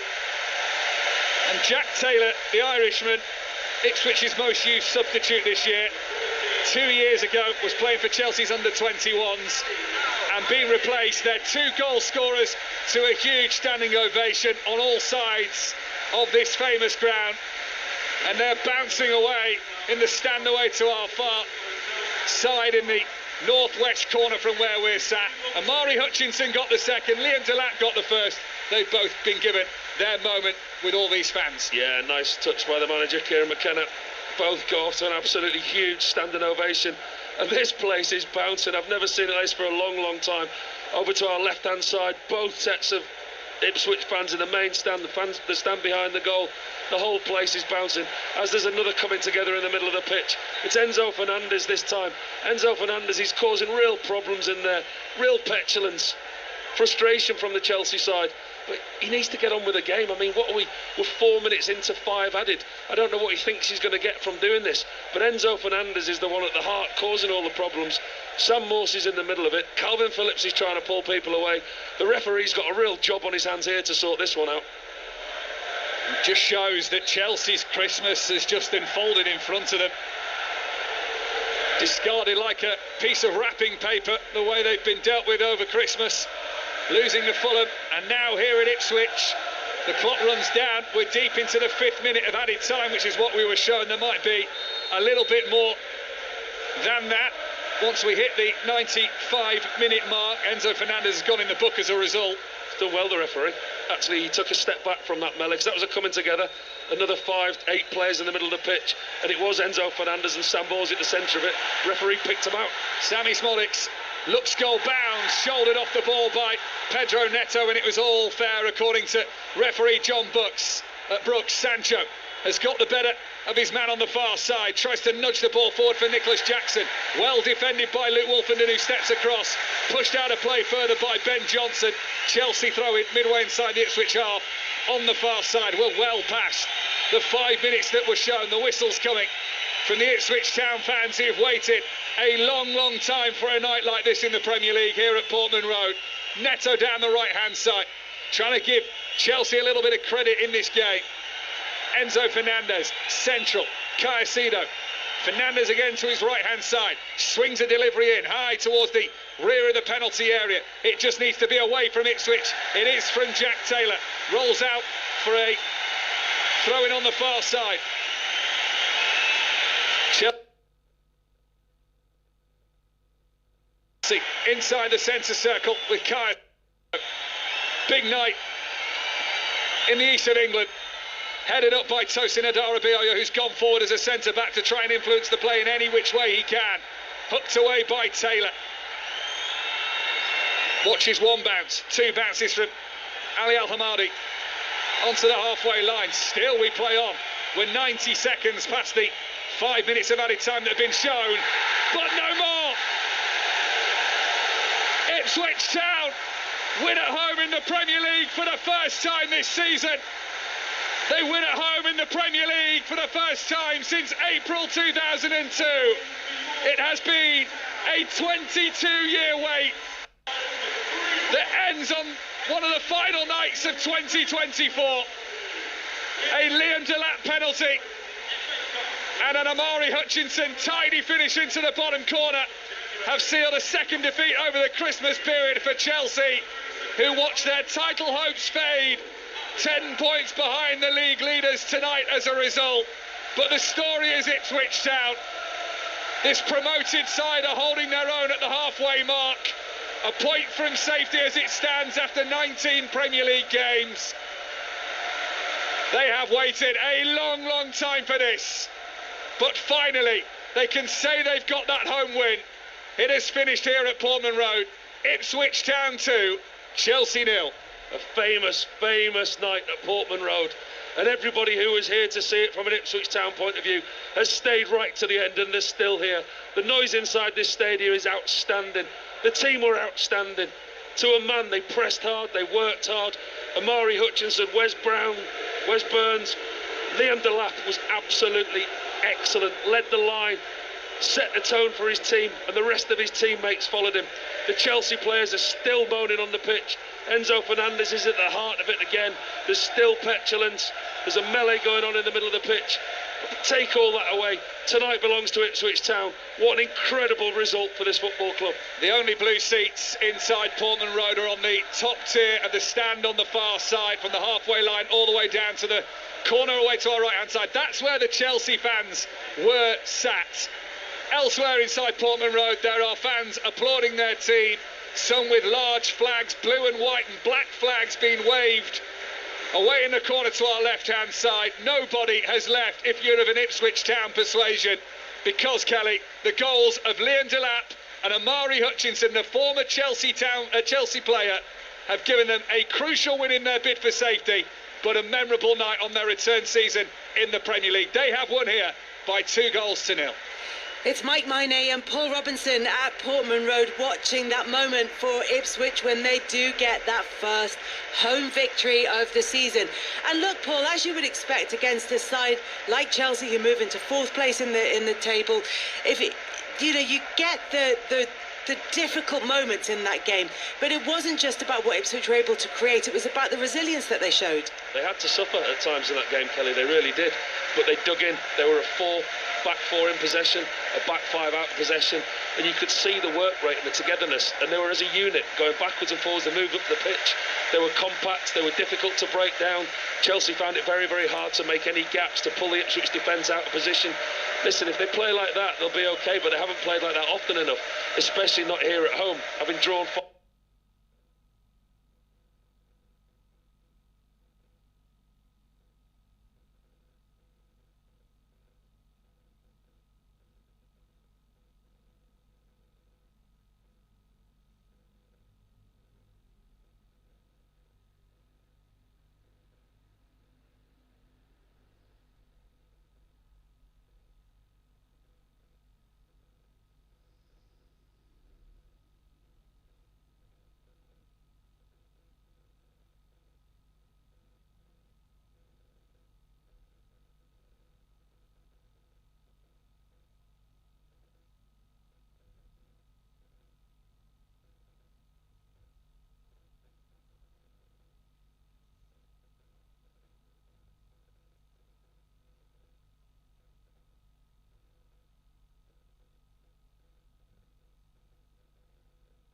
away from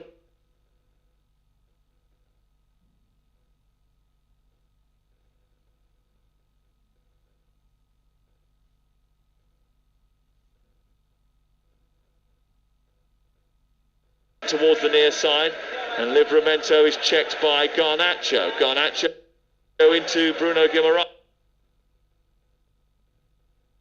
Back out to Joel Linton again. Nice. Into Guimaraes once more, under pressure. And then he's fouled. It's going to be a free kick 5 yards short of the halfway line. So how many minutes are going to be added on at the end? 3. He's got to get some energy and legs into the team. So, and if that means Diallo, Garnacho wide, you can bring Collier in with Mainu, Ugarte in the middle of the pitch. 3 people who are all willing to get about. Something that gives you legs and energy and gets the fans behind you. And you know, he's got a problem up front because Højlund's way off it. He's not a threat. And Xerxes can't hold the ball up. No, Rashford's his most dangerous forward, and he doesn't want to play him because he said he wants to leave. I mean, it's chaos. Onana sends it long. It's headed away. Tonali up the field. Manchester United going to be beaten again at home for the first time. They've never lost 3 successive Premier League home games. They're about to make an unwanted slice of history.